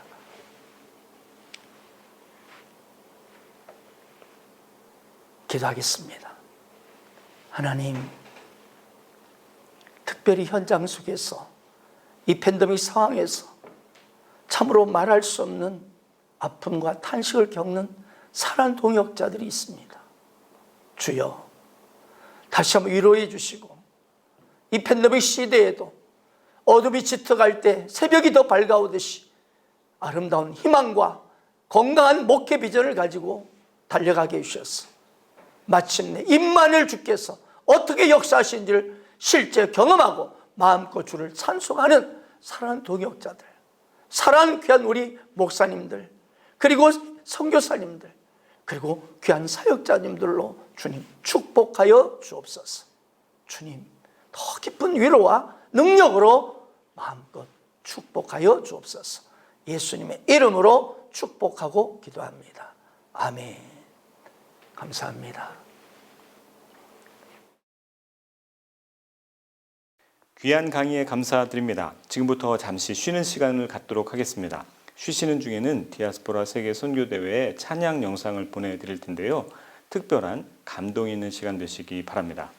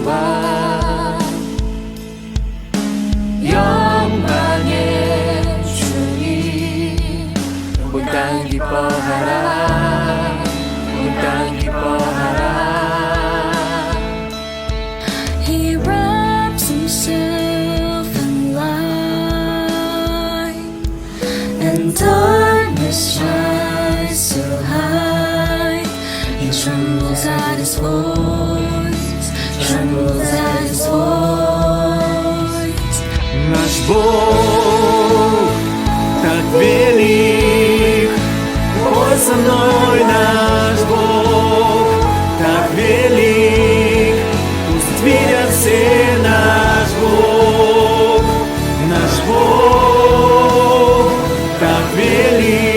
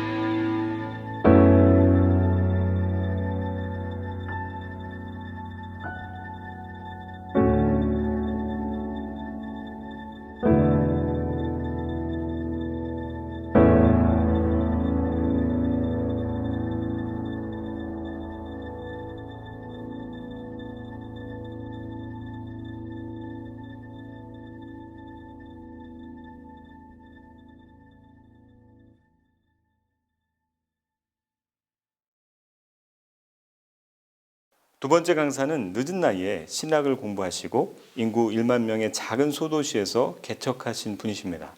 여러 악조건 속에서도 하나님의 은혜로 양적, 질적으로 큰 성장을 경험하고 계십니다. 어떻게 그렇게 할 수 있었는지 경남 김해의 소금과 빛 교회 담임으로 섬기시는 박석환 목사님의 사례를 들어보시기 바랍니다. 전국에 계신 햇불의 회원 목회자 여러분, 그리고 해외에 계신 선교사 사역자 여러분, 안녕하십니까? 저는 경남 김해 소금과 빛 교회를 섬기고 있는 박석환 목사입니다. 저는 좀 늦게 신학을 시작을 해서 늦게 목회를 하다 보니까 사실상 이렇게 담임 목사로 갈 수 있는 그런 기회가 많지를 않았습니다. 그래서 어쩔 수 없이 개척을 하게 되었는데 2000년 아파트에서 저희 가족 중심으로 5명의 가족이 이렇게 개척을 했습니다. 그러다가 이제 공장을 또 임대를 내서 이렇게 공장을 작은 교회로 개조를 했는데 처음 출발은 참 초라했지요. 그리고 제가 개척했던 그 지역은 이렇게 시골 면 소재지로서 그래서 전국에 16개 마을을 다 합하면 인구가 한 10,000 내지 15,000명 되어지는 그런 작은 시골이었습니다. 그런데 하나님께서 특별한 은혜를 주셔서 한 1년 정도 지나니까 출석 교인 40명, 물론 어른들이죠. 또 2년 되니까 출석 교인 한 80명, 또 3년 되니까 출석 교인 한 135명, 이렇게 해서 지금은 한 2020년, 한 20년이 지난 지금 대지가 한 3,000평, 그리고 이렇게 예배당 1,200석, 또 건평 한 1,500평 이렇게 해서 이렇게 중형 교회 정도, 이렇게 작년 출석이 이렇게 출석만 한 1,000명 넘고 아이들까지 다 합하면 적어도 한 1,500명 이상 정도 되어지는 교회로 성장하게 되어졌습니다. 저는 이렇게 교회를 섬기면서 3가지 질문을 했습니다. 지금도 이 3가지 질문은 저 자신에게 계속 하고 있는데, 첫째, 왜 하필이면 많은 교회를 지나서 우리 교회를 와야 될까? 그 이유가 무엇일까? 우리 교회가 가지고 있는 특징이 무엇일까? 여기에 대해서 제가 늘 고민을 해왔고, 두 번째로는 이렇게 하면은 한 번은 교회에 올 수 있는데 두 번, 세 번 지속적으로 교인이 올 수 있을까? 그러면 교인이 지속적으로 올 수 있는 교회 시스템, 프로그램이 있을까라는 부분에 대해서 고민을 했고, 세 번째로는 이렇게 목회를 하면은 새 신자가 정착을 할까? 그리고 일꾼이 만들어질까? 만약에 일꾼이 안다면 이것은 거품 현상이 아닐까. 이렇게 평범하면서도 이 3가지 질문을 지금까지 계속하면서 목회를 하고 있습니다. 첫째 질문으로서 왜 하필이면 우리 교회를 와야 되나. 여기에서 저는 모든 참 목사님들이 다 공감하는 그 열정이 있어야 된다. 열정. 이 열정은 이렇게 제가 원어적으로 보니까 엔데오스 해가지고 이것은 바로 신과 함께라는 그런 의미가 있습니다. 그러니까 이 성신이 함께하는, 성령이 함께하는 바로 그런 이 성령 충만이 있어야 된다. 그래서 제가 이렇게 사회 가셨던 분들을 다 보니까 다 열정을 하시더라고요. 그 예수님도 얼마나 열정으로 사역을 하셨는지 예수님을 향해서 미쳤다, 그런 표현도 썼고, 사도 바울도 향해서 사도 바울아 네 많은 학문이 너를 미치게 한다라고들 이해했고, 그야말로 많은 분들이 사역에 성공한 그런 케이스들 보니까 그야말로 열정을 했더라고요. 열정. 우리가 흔히들 이단들 보면은 말도 안 되는 소리를 하는데도 불구하고 이단들이 소위 말해서 성장하거든요. 왜 성장하는가? 그들이 열정이 있기 때문에. 성공과 실패의 차이는 무엇일까? 성공한 사람들은 그러면은 내가 성공할 수 있는 조건이 있었기 때문에 성공했는가? 아닙니다. 하기 싫은 일을 열정으로 했을 뿐인 것입니다. 그래서 이렇게 제일 첫 번째 질문이 무엇인가? 우리가 열정을 하자. 열정. 저는 이렇게 참 맨바닥에서부터 이렇게 출발을 했기 때문에 사실 개척교회나 작은 교회 심정을 너무나 잘 압니다. 작은 교회 목사님들이 열심히 이렇게 전도하는데 전도하다가 조금 키워놓으면은 큰 교회를 가버리고 그래서 작은 교회는 늘 모짜리판처럼 늘 이렇게 전도해서 모아만 놓으면은 이게 다 이 큰 교회로 이렇게 이 바람이 들어서 가게 되는 이런 모습을 가끔 보게 되는데 제가 이런 부분들을 사실은요 우리가 환경적으로는 해결할 방법이 없어요. 왜? 뭐 환경적으로 건물도 그렇고 뭐 여러 가지 프로그램도 마찬가지고 이게 목사님 자신이 어떤 뭐 검증된 그런 이렇게 대외적인 인지도가 있는 것도 아니고 참 이렇게 여러 부분에 대해서 참 상대적으로 참 부족합니다. 그런데 한 번은 제가 차를 몰고 이렇게 쭉 가다 보니까 이 컨테이너에 한 번 해병은 영원한 해병이다라는 이런 문구를 봤어요. 아니 한 번 육군은 영원한 육군이다. 뭐 한 번 해군은 영원한 해군이다. 이런 문구는 안 봤는데 한 번 해병은 영원한 해병이다. 아 그렇다면은 한 번 소금값 교인은 영원한 소금값 교인이다. 아 이렇게 할 수 없을까? 여기에서 제가 목회 힌트를 얻었습니다. 해병대는 그들이 훈련을 받고 그들이 군대 생활할 때 빡세게 했더라고. 수색대 같은 경우에는 정말 그들이 이렇게 참 생명을 걸 정도로 이렇게 훈련을 받고 뭐 그렇게 했더라고. 그러니까 전역을 해도 자부심과 긍지가 있는 것이고 사회의 어떤 뭐 3D 1이나 봉사 활동할 때 그들이 이게 이 솔선에서 나가서 이런 데 참여하는 그 이유는 뭔가 하면은 그들이 정말 훈련을 빡세게 했더라고. 그렇다면은 성경적으로 한번 보잖아. 성경도 보니까 예수님께서 제자들을 정말 빡세게 훈련을 시키더라고요. 3년 반 동안 함께 먹고 자고 이렇게 사역을 현장에 나가고 그렇게 했더라고요. 그래서 이렇게 개척교회지만 작은 교회지만은 한번 흉내라도 한번 내보자. 이렇게 해서 정말 이렇게 열심히 가르치고 기도하고 그다음에 현장에 나가서 전도하고 이렇게 하다 보니까 하나님께서 참 많은 위로를 주셨는데 이렇게 하면은 교인들이 떨어지는 것이 아니고 교인들이 그 교회에 대한 자부심과 어떤 소속감, 긍지를 가지기 때문에 훨씬 이렇게 목회에 유익하고 도움이 된다라는 것입니다. 자, 그렇다면은 목사님들의 관심이 뭡니까? 전도 아닙니까? 그죠? 그리고 또 교회가 또 성장했으면 좋겠다라는 것은 우리 모두의 소원인데 그렇다면 어떻게 하면은 교회가 이렇게 전도가 되어지고 이렇게 성장할 수 있을까? 제가 우리 교회 교육자로 오신 분에게 제가 물어봤어. 부산에 제법 큰 교회 섬기다 오셨는데 니 1년에 전도 몇 명 했냐니까 전도를 한 명도 못 했다더라고요. 그러면은 전도를 안 했냐? 전도를 했다더라고요. 그러면 전도를 했는데 왜 한 명도 전도를 못 했냐라고 물어봤더니 모르겠다는 거예요. 그래서 어떻게 전도했냐 내가 물어보니까 뭐 이렇게 거리 나서 기타 치고 이렇게 찬양하고 그다음에 거리에서 뭐 전도인 나눠주고 그렇게 전도했다더라고요.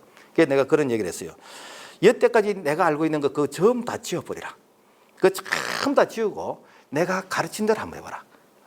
그래서 고정관념 거 다 내려놓고 내가 가르친 대로 한번 해봐라. 이렇게 했더니 그 부부가 1년에 40명을 등록을 시켰습니다. 교회 오는 게 아니고 등록을 시켰어요. 다른 교육자도 마찬가지고.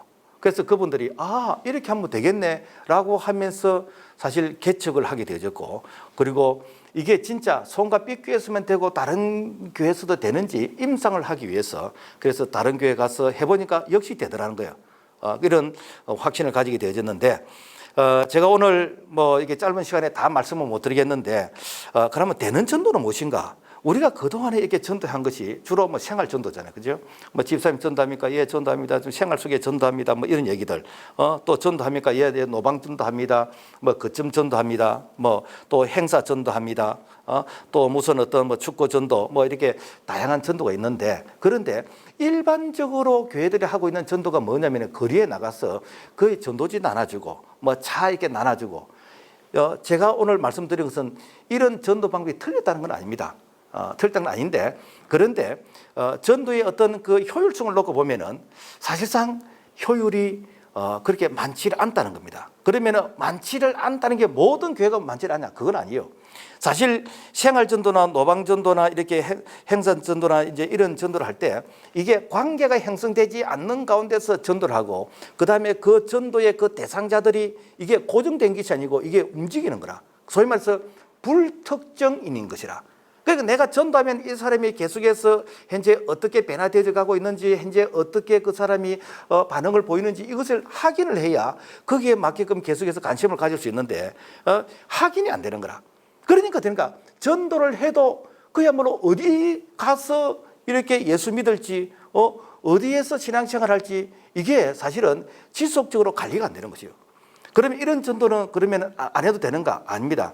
이런 전도는요 사실은 그 브랜드가 있는 이런 교회들 그리고 인지도가 있는 이런 목사님들은 사실 우리가 거리에서 전도지만 안아줘도 사실은 그거예요, 그 목사님 하면서 사실은 이렇게 전도 효과가 큽니다. 그러나 일반적으로 좀 작은 교회 그리고 목사님 많이 알려지지 않는 이런 교회들 같은 경우에는 사실 전도를 해도 내 교회 찾아옵니다. 큰 교회 가는 것이지.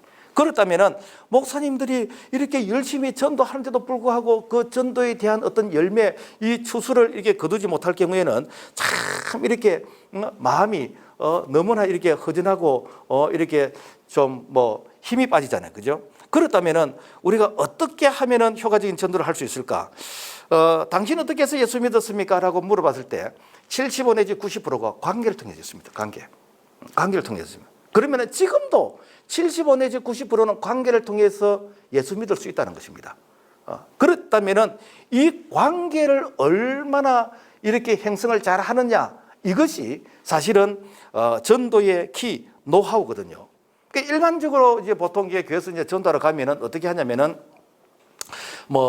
우리 교회도 그렇게 합니다만은 화요일 날 한 10시 모여서 30분 이게 찬양하고 기도하고 그다음부터 이제 전도하러 나가서 이게 12시 반 되면 이제 점심 식사하는데 여하튼 1시간 반에 2시간 정도 이제 전도하고 이제 들어오는데 주로 나가면서 전도하는 것이 거리 전도하고 오고 그래 하거든요.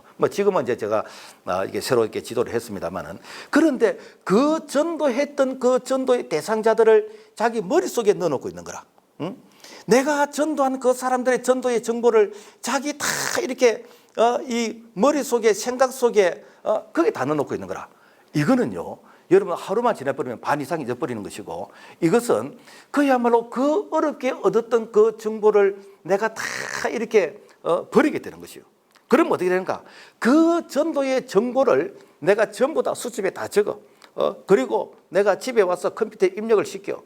그리고 그 전도의 정보를 내 혼자만 공유하지 말고 우리는 이거 셀이라고 그러는데 구역에서 같이 이렇게 정보를 모아서 같이 공유를 해요. 왜 그렇게 해야 되냐면은 내가 전도한 그 대상자가 내가 다운이 되어지고 내가 조금 시험이 뜬다거나 내가 무슨 사정이 있어서 내가 신앙생활이 이렇게 열심히 안 될 경우에는 그동안에 얻었던 모든 정보를 내가 전부 다 버리게 되는 거다. 다 버려요. 그런데 이것을 한 군데 모아놓으면은 나는 그것을 활용을 해도 다른 사람을 활용할 수 있고 그 정보는 그대로 살아있는 거라. 그리고 그 정보를 교회에서 컴퓨터에 또 공동으로 또 관리하는 거라. 그러면은 우리가 소위 말해서 1차 방어, 2차 방어, 3차 방어가 하듯이 한 번 전도의 정보가 드는 사람은 빠져나가지 못하는 거예요. 왜? 다른 사람이 활용해도 할 수 있는 것이거든요. 그리고 우리가 이제 보통 또 전도하러 갈 때에 이 전도에 부담이 되는 게 왜 부담이 되냐면 내가 가서 이렇게 복음을 전해야 되는데 나는 이게 대인 공포증이 있고 나는 이게 사람들 만나면 나 무슨 말을 해야 될지도 모르고, 사실 우리가 이게 전도하러 갈 때 소위 말해서 전도의 어떤 방법을 좀 이렇게 훈련받아서 이런 말 하면 이렇게 대답해주고 저런 말 하면 저렇게 대답해주고 그렇게 훈련받아 나가는데 사실 우리가 그게 활용이 되냐? 저도 안 돼요. 왜? 케이스 바이 케이스로 사실 이게 쉽지를 않더라고요. 그리고 내가 참 해주고 싶은 말은 있는데 상대방이 궁금해한 것은 또 다른 질문이라. 그러니까 사실은 이게 힘들더라고. 그래서 전도는 무엇인가? 전도는 예비된 자를 찾는 것이요. 갈급한 자를 내가 이렇게 찾고 만나는 것이요. 그러니까 하나님께서 오늘 나에게 예비된 자, 준비된 자, 갈급한 자, 사모한 자, 그리고 오늘 필요로 하는 그 사람을 내가 찾고 내가 만나는 것이에요. 그러니까 내가 발바닥으로 많이 뛰면은 내가 많이 찾을 수 있는 것이에요. 사실 우리가 이렇게 전혀 예수를 모르는 사람들을 그 사람들에게 복음을 전해서 예수 믿게 하는 이런 과정을 우리가 생고구마다 이런 말을 많이 쓰잖아요. 그죠? 그런데 그렇게 해서 우리가 예수 믿게 할 수도 있는데 사실 이거는 우리가 처음 전도하러 나갈 때 너무 시간이 많이 걸리는 거라. 그런데 내가 생고구마를 할지라도 갈급한 자가 있습니다. 어떤 자가 갈급한 자인가? 내가 이렇게 예수를 모르지만은 내가 가정에 어떤 부부간의 갈등이 있는 것이고 사업상에 어떤 어려움이 있는 것이고 건강에 문제가 있는 것이고 고부간의 갈등이 있는 것이고 내가 이게 정신적으로 여러 가지 갈등이 이런 사람들 내가 이것저것 다 해봤는데 그런데 도움이 되지 않는다. 이런 사람들은 뭔가 지푸라기 잡고 싶어. 이럴 때에 예수님 믿으면 됩니다. 기도하면 됩니다. 이 한마디에 필이 꽂히는 것이에요. 그래서 우리가 전도하러 갈 때에 내가 전혀 모르는 사람을 만나서 그 사람을 설득시키고 그 사람에게 내가 복음 전해 예수 믿게 한다는 이런 어려운 생각보다는 하나님께서 준비시킨 자, 예비된 자, 그런 자를 내가 찾는다, 그런 자를 내가 이렇게 만난다라고 생각하면요 훨씬 쉽습니다. 그래서 우리가 요즘은 아파트 문을 잘 안 열어줍니다만은 아파트 한 동에서 그런 사람 한 사람 찾으면은 이거는 성공이에요. 오늘 내가 이 거리 전도를 이렇게 나가가지고 어떤 상가를 이렇게 전도 나가서 내가 1시간 내지 한 2시간 정도 걸어가지고 그런 사람 한두 사람만 찾아도 이건 대성공입니다. 그래서 이런 사람들을 내가 이렇게 찾아가지고 그것을 머릿속에 넣어놓지 말고 이것을 이렇게 메모를 하고 이것을 같이 공유를 하는 것이에요. 공유를 해가지고 그래서 이 사람마다 다 이렇게 어떤 쟤는 그 특징이 다르잖아요, 그죠? 어떤 사람은 말을 잘하는 사람이 있고, 어떤 사람들은 뭐 밥을 잘 사주는 사람이 있고, 또 어떤 사람은 또 서비스를 잘하는 사람이 있고 있는데, 그래서 한 사람을 이렇게 전도하기 위해서 여러 사람이 같이 이렇게 동참하는 것이요. 이걸 갖다가 뭐라는가? 건물 전도라고, 건물 전도. 그래서 전도를 잘하는 능력 있는 이런 사람들은 혼자서 전도해야 됩니다. 이걸 낚시 전도라고 그래요. 낚시. 그래서 자기 혼자서 개인적으로 찾아가서 이렇게 전도하고 개인적으로 이렇게 만나가지고 그 사람이 변화되는 과정들을 지켜보면서 이렇게 전도하면 됩니다. 되는데 그렇지 않고 일반적으로 평범하고 일반적으로 목사님이 전도하라기 때문에 나가는 이런 사람들 같은 경우에는 어떻게 하는가? 같이 협력 전도를 협력 전도. 협력 전도는 무엇인가? 우리가 이 건물을 이렇게 쭉 보면은 건물이 촘촘하게 되어 있으면은 멸치도 못 빠져나가. 근데 건물이 덤성덤성하게 되어 있으면은 그야말로 맹태나 큰 고기도 다 빠져나가는 거라. 그래서 건물을 촘촘하게 한다는 무엇인가? 내가 한 사람을 전도하기 위해서 그 대상자를 정했다. 그러면 그 대상자를 이렇게 접근할 때에 자기 그 셀에서 자기 구역에서 같이 공유를 하는 거죠. 공유. 그래서 이렇게 뭐 장사를 할 경우에는 그 집에 가서 이렇게 물건도 사주고 우리 교회 집사님이 그런데 이 집에 과일이 맛있다 그러더라. 이 집에 친절하다 그러더라. 이 집에 이렇게 뭐 참 식사 뭐 된장국이 맛있다 그러더라. 그러면서 같이 가서 이렇게 도와주는 것이요. 이렇게 하면은 혼자서 전도한 것보다 여러 사람이 같이 전도하면 훨씬 그분이 이렇게 그 마음이 동해지는 그 시간이 짧아질 뿐 아니라 그리고 나올 때 여러 사람을 알고 나오기 때문에 사실은 초면이 아니고 구면이 되어지는 것이죠. 자, 그래서 그런 정보들을 그냥 막연하게 관리하지 말고 이 정보를 내가 나름대로 이렇게 분석을 하는 것이요.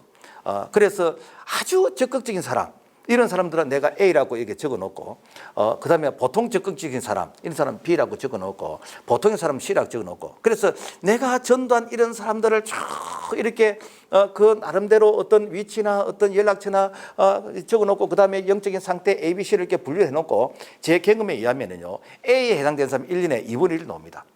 그러면은 내가 A에 해당되는 이런 사람을 5명 가지고 있다. 그러면은 1년에 2명 내지 3명은 무조건 교회 나옵니다. 나오게 되겠어요. 그러면은 보통인 사람 C는 내가 계속해서 만나면서 이 관심도를 이렇게 B 정도 올리고 또 B라는 사람은 계속 관심을 가지고 또 A를 올리고 A는 어떤 50% 나오게 되거든요. 그러면 나와 같은 이런 마음을 가진 사람을 이렇게 교인들에게 훈련을 시키는 것이라.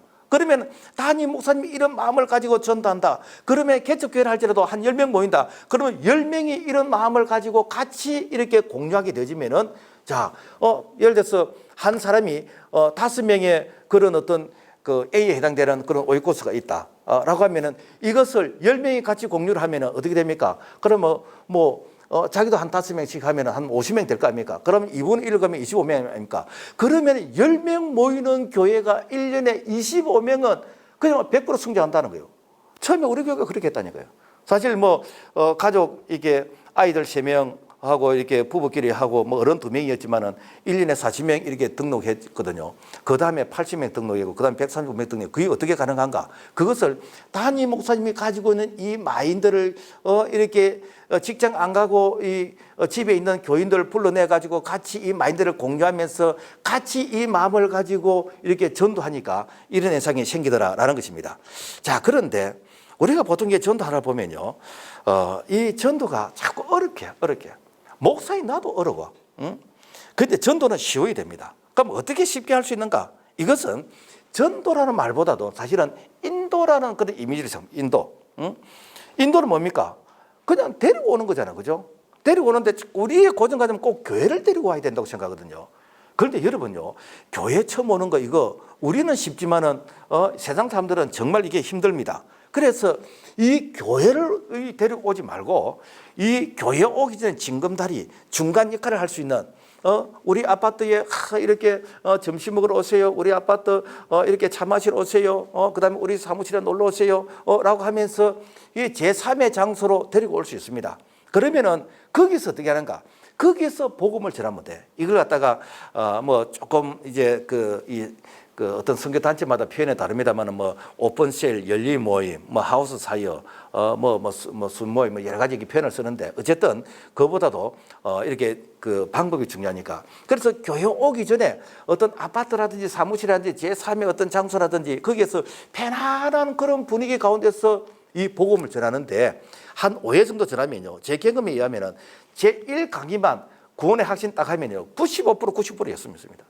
왜 우리가 전도를 현장에 가서 꼭 구원에 확신시키려고 그렇게 합니까? 현장에서 내 말을 들어주려고 기다립니까? 현장에 가서 내 말을 이렇게 들어주는 그런 환경 분위기가 됩니까? 아니잖아요. 그런데 우리는 늘 그렇게 훈련받았어. 또 그렇게 또 하라고 가르쳐. 여러분, 현장에서 전도가 그렇게 쉬운 게 아니에요. 안 되는 거예요. 그럼 어떻게 하는가? 내가 인도하면 어때? 인도해가지고 정말 복음을 효과적으로 전할 수 있는 그렇게 잘 훈련된 그 사람이 그 복음 말씀을 전하면 되는 것이요. 이렇게 하면은 관계가 형성된 가운데서 이 복음의 엑기스를 집중적으로 훈련된 자가 전하게 되니까 제 이렇게 경험에 의하면요 거의 95% 정착합니다. 95% 거의 95% 정착이 돼요. 이렇게 하면은 쉽다라는 것입니다. 자, 그 다음에 이렇게 하면 한 번은 교회 오는데 지속으로 교회를 올 수 있을까? 이것은 사실 이벤트식으로 하면 안 되고 전도가 시스템화가 돼요. 시스템. 우리가 이게 자동차 그 공장에 보면은 티코를 생산하는 라인은 티코가 이렇게 한 바퀴 돌면 쫙 나오고, 뭐 이렇게 그랜저를 생산하는 그런 자동차 라인에는 이 그랜저가 나오고, 뭐 벤츠를 생산하는 라인에는 벤츠가 안 나오겠습니까? 그렇다면은 오늘 우리 교회 전도 시스템이 어떻게 되어 있냐는 거예요. 보통 일반적으로 이렇게 목사님들이 어디 세미나에 다녀오면은 그 전도 방법을 또 한번 시행했다가 또 다른 또 세미나 다니면 또 전도 방법을 한번 바꾸고 자꾸 이렇게 바꾸고 하는데 그러면 안 되고 우리 교회에서 전도의 하나의 어떤 그 이게 메인에 해당되지는 그런 전도 방법을 딱 정해야 돼요. 그래서 지금 현재 이 전도 방법은요 다 이제 드러났습니다. 노출되어 있습니다. 그래서 우리는 NCD에서 나온 그 전도 방법, 자연적 교회 성장이죠. 그래서 기도하기, 관계 맺기, 초청하기, 번식하기, 여기다 이제 살을 이제 조금씩 이제 붙여서 이렇게 하는데, 그래서 이걸 이제 교인들이 이제 같이 공유를 합니다. 그래서 기도하라. 그래서 내가 생활 속에서 이렇게 이 전도의 명단들 이걸 전부 다 이걸 다 수집을 해가지고 이걸 뭐 모으면은 몇천 명 됩니다. 그러면 매일 돌아가면서 CLB 그 기도회겠습니다. 거기서 기도하는 것이고, 그 다음에 그 CL을 이제 가족들끼리 또 모여서 전도 소그룹을 해가지고 거기서 또 이렇게 기도하고, 그리고 또 금요 철야 때 이렇게 기도하고, 그러니까 공적인 기도를 일주일에 이렇게 한 10번 정도 들어가는 겁니다. 그러니까 내가 얼굴도 모르지만은 계속해서 그 기도 전도 대상들 놓고 이렇게 그 기도하게 되는 것입니다. 그리고 관계를 이제 맺으라. 그래서 우리가 이 관계를 맺을 때요, 사실은 그분이 갈급한 부분이 무엇인가? 그런데 여러분 이렇게 뭐 목마른 자에게는 물을 마시게 할 수 있지만은 목마르지 않는 자에게는 물이 아무 의미가 없잖아요. 그런데 그 사람마다 목마른 부분이 있습니다. 이게 갖다 뭐란가? 복음이 들어갈 수 있는 통로예요. 이걸 갖다 열린 문이라 그래요. 그래서 사람하고 대화를 해보면요, 모든 사람이 다 완벽한 게 아니고 어느 한 부분을 필요로 하는 부분이 있어. 그게 뭐니까 열린 몸이면 그 부분을 통해서 복음이 들어가는데, 그것이 물질 동관계가 될 수 있고 어떤 이성관계가 될 수 있고 고부간의 갈등이 있고 건강의 문제가 될 수 있는 것이고 사회 문제가 될 수 있는 것이고, 그 문제를 가지고 복음을 들어갈 수 있는데, 사실은 이제 이런 부분들은 이렇게 그 복음을 접근할 때 그 주제에 맞게끔 사실은 이제 그 복음을 전하면 된다. 우리 교회 같은 경우는 이런 그 샘플이 주제가 한 15개 쫙 있어요. 그러니까 어떤 대상 누구든지 만나면은 거기에 맞게끔 맞추면 이 그 홈런을 칠 수 있는 그런 이제 복음을 전할 수 있도록 되어 있습니다. 그 다음에 이제 초청하는 것이고, 이 초청은 뭐 교회로 와도 되는데 꼭 교회를 안 와도 이게 중간 단계 열린 모임 장소를 통해서 이렇게 오면은 훨씬 정착률이 높게 되어집니다. 그 다음에 이제 이분들이 이제 교회 오게 되지면은 이제 이분들을 이제 다시 재생산할 수 있도록 또 이렇게 교육을 해야 되는데, 뭐 이런 부분들을 이렇게 하면은 정착하고 일꾼이 만들어질까? 그래서 일단 교회 오면은 그분들이 이렇게 이 교육을 받고 훈련을 받아서 또 나와 같은 이런 역할을 할 수 있는 그런 일꾼으로 만들어내는, 그러니까 교회 전체가 하나의 시스템화가 되어져서 전 교인이 전도하는 교인으로, 특별히 전도에 어떤 스타가 없다 할지라도 날마다 되어지게 되지는. 그래서 우리 교회는 이렇게 코로나가 오기 전에 1년에 한 320명 정도 이렇게 쭉 등록을 했습니다. 한 번 오는 게 아니고 등록하게 되고, 제가 코로나 지금 시대에도 지난주까지 75명이 등록을 했습니다.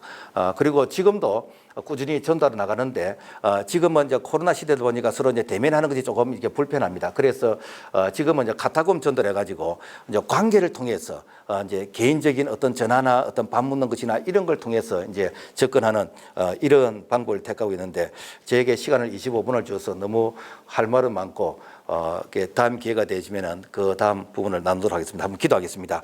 하나님 아버지 감사합니다. 주님의 지상 명령이요 이 복음의 이 사명을 함께 공유하게 됨을 감사합니다. 한국의 많은 교회들이 다시 한번 전도가 불릴 듯 일어나게 도와주시고, 뜨거운 가슴을 가지고 주님의 지상 명령이요 이 소원을 이루어 드릴 수 있는 정말 한국의 모든 교회가 되게 해주시고, 특별히 이를 위해서 쓰임받는 햇불 선교 재단이 크게 쓰임받을 수 있도록 축복해 주옵소서. 감사하고 예수 이름으로 기도합나이다. 아멘.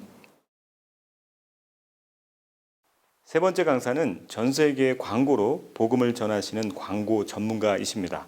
이 강의를 통해 광고판이 복음의 통로가 되는 경이로운 일은 어떻게 시작되는지, 또 전도와 사역에 어떻게 적용할 수 있을지 생각해 보시면 좋겠습니다. 복음의 전함 대표 고정민 이사장님께서 언택트 시대 효과적인 전도로 회복되는 목회를 제목으로 강의해 주시겠습니다. 전국에 계신 횃불의 회원 목회자 여러분, 그리고 해외에 계신 선교사님들, 사역자 여러분들 평안하셨죠?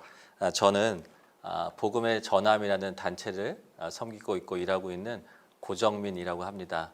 오늘 이 시간을 통해서 하나님이 주신 마음을 또 담아가고 또 그 열매들을 같이 나누는 귀한 시간이 되기를 다시 한번 소망합니다. 독도 관련해서 그 영유권 문제로 우리나라와 그 일본에서 정말 목소리를 크게 할 때가 참 많았습니다. 지금도 진행하고 있죠. 그런데 우연하게 봤는데 우리나라 유학생들이 전 세계에서 독도는 우리 땅이다, 이것을 좀 알리기 위한 어떤 모임들을 좀 갖더라고요. 그리고 어느 한날 미국 센트럴파크의 공원에 사진 전시회를 하게 되었습니다. 허름한 이젤에 몇 장의 사진들이 붙어 있었는데 그 사진들을 제가 잠깐 좀 보여드릴게요. 정말 일출이 아주 아름다운 그런 광경입니다. 이 광경들이 몇 장이 이제 나열되어 있는데 맨 마지막에는 이런 말들이 써 있었어요. 대한민국에서 일출을 가장 먼저 볼 수 있는 곳, 그곳은 독도입니다. 우리가 하고 싶은 말은 독도가 우리 땅이라는 얘기인데, 정말 어떤 사람들은 피켓을 들고 또 어떤 분들은 머리띠를 하고 크게 목소리를 높일 때도 있었지만, 정말 그 무엇을 얘기할 것인가는 너무 명확한데 어떻게 얘기하느냐가 참 중요하다, 이런 생각을 참 많이 했습니다. 혹시 이 도로를 아시나요? 딱 그 도로는 아닌데요. 서울에 경기도에 있는 분당에 있는 도로입니다. 정말 교통사고가 많이 난다 하더라고요. 그리고 사람이 참 많이 죽는 도로라고 합니다.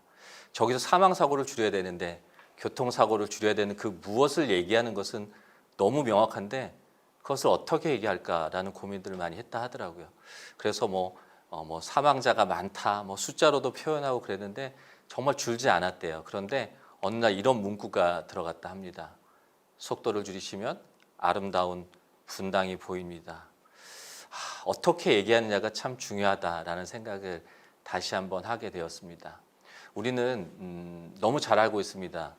2000년 전이나 지금이나 또 앞으로도 우리가 우리 입술로 이야기할 것은 복음에 대한 이야기, 또 예수님에 대한 사랑에 대한 이야기, 또 나아가서 천국에 대한 이야기들이잖아요. 그런데 시대가 바뀌고 또 문화가 바뀌고 환경이 변하면서 얼마나 많이 급변을 하고 있나요? 그리고 더 많이 보시면 뭐 제가 이렇게 보이시겠지만 세대가 정말 저희가 알지 못하는 정말 세대가 참 많이 있습니다. 오늘 이제 밀레니엄 세대와 Z 세대에 대한 이야기들을 오늘 좀 드리고자 했었는데 어떠신가요? 바뀌지 말아야 할 복음, 또 변할 수 없는 예수님에 대한 사랑은 저 세대들의, 저 시대들의 혹시 여러분들은 목사님들은 어떻게 지금 메시지를 전하고 계신가요?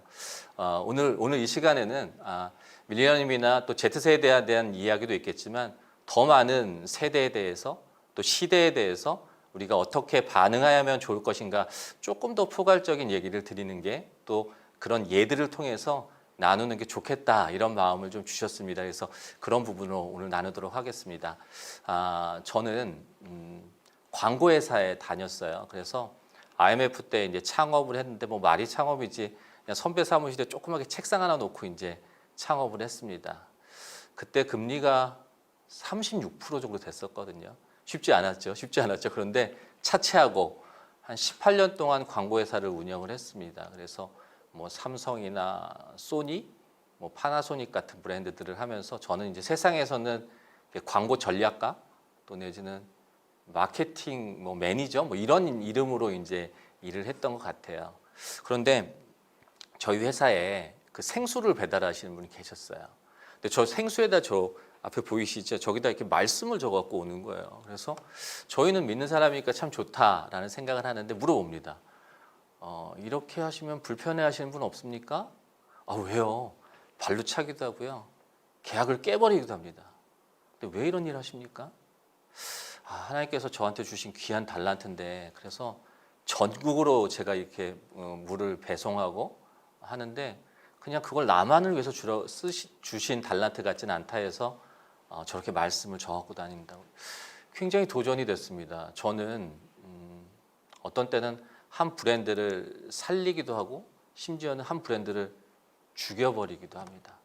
그리고 한 나라를 광고하는 그런 마케팅에 하나님께서 달란트를 주셨는데 저도 제가 섬기는 교회에서 공예배 드리고 또 아울리치 빠지지 않고 헌금하면서 그게 저는 이 세상에 살면서 가장 하나님에 드릴 수 있는 최선의 거라 생각했거든요. 그런데 저는 저한테 주신 달란트를 저는 땅에 묻고 살았더라고요. 우리가 하루에 약 300여 개의 광고를 만난다고 합니다. 접한다고 합니다. 그런데 너무 잘 아시겠지만 광고는 내가 보고 싶어서 보는 게 아니라 무의식적으로 보여지고 또 그것을 통해서 내 생각이 바뀌고 내 마음이 바뀌고 내 행동이 바뀌는 게 광고인데 그런 광고를 통해서 예수님을 좀 전해보면 어떨까라는 생각을 뭐 제가 한 건 아니고 그런 마음을 주신 것 같았어요. 저희 동네 사는 그 아주 인상 좋은 아저씨입니다. 요새 초상권 때문에 아무나 못 쓰니까 그냥 외국인을 썼는데 저 인상 좋은 아저씨가 저랑 같이 엘리베이터를 탔을 때 제가 성경책을 든 모습만 보면 제가 교회 가자는 얘기 안 하거든요. 안 했거든요. 그리고 예수님에 대한 얘기 안 하는데 괜히 저를 보는 시선이 달라집니다. 생각해 봅니다. 저분한테 예수님은 뭘까? 저분한테 기독교는 뭘까?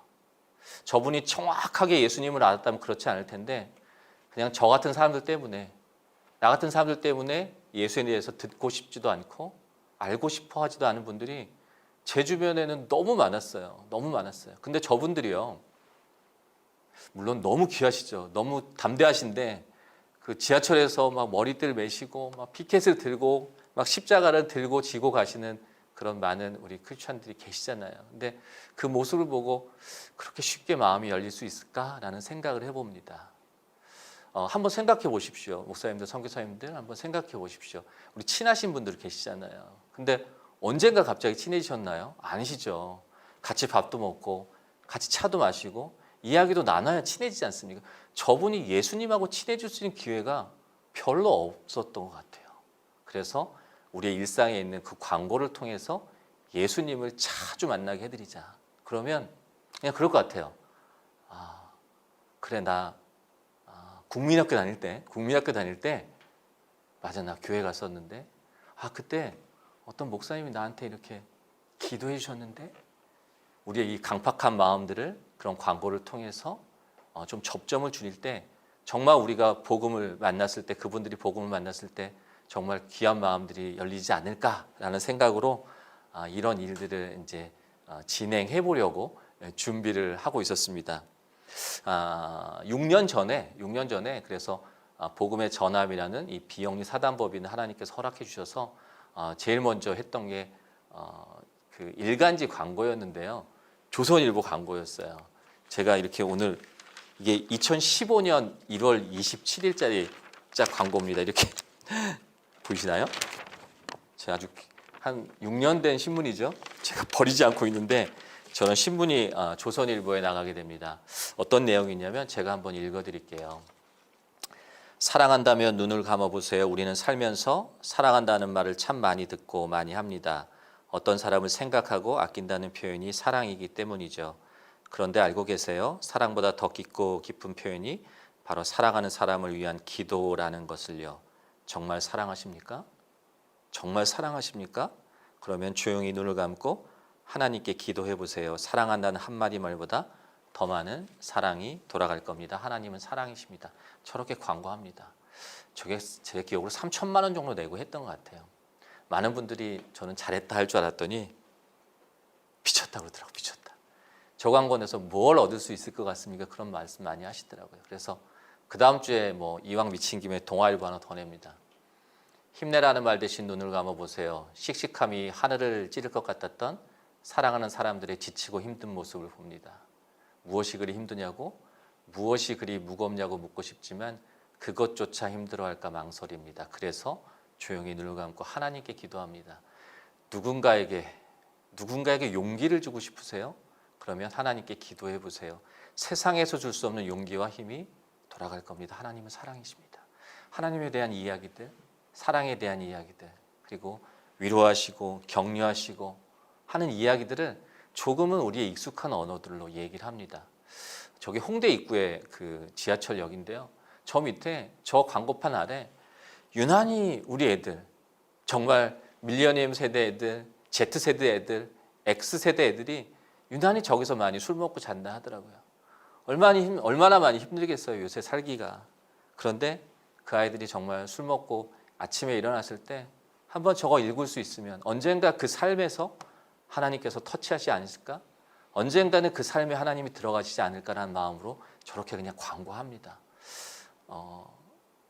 민지의 기도, 진우의 기도, 고3 오산고등학교라는 데 용산에 그 개교 기념일날 그 신우회가 조그맣게 있더라고요. 근데 정말 그 믿음에 신실하신 그 친구들이었어요. 근데 정말 내 친구들한테 이 복음을 전하고 싶은데 듣지 않는다 하더라고요. 그래서 그 친구들한테 복음을 전했으면 좋겠다는 얘기로 그들에 맞는 언어로 이제 이야기를 해봅니다. 민지의 기도인데요.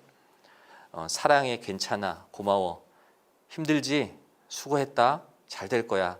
이 말들은 민지가 세상에서 가장 듣기 좋아하는 말들입니다. 그리고 이 말들을 들을 때 가장 힘이 난다고 합니다. 그래서 민지는 오늘도 눈을 감고 기도합니다. 하나님은 언제나 변함없이 우리 어깨를 두드리시며 사랑과 위로와 격려를 주시기 때문이죠. 지금 힘드신가요? 여러분들 하나님께 기도해 보세요. 여러분들이 가장 듣고 싶어하는 말 하나님이 해주실 겁니다. 민지가 본인의 이야기들을 그리고 하나님의 이야기들을 그 친구들에게 전합니다.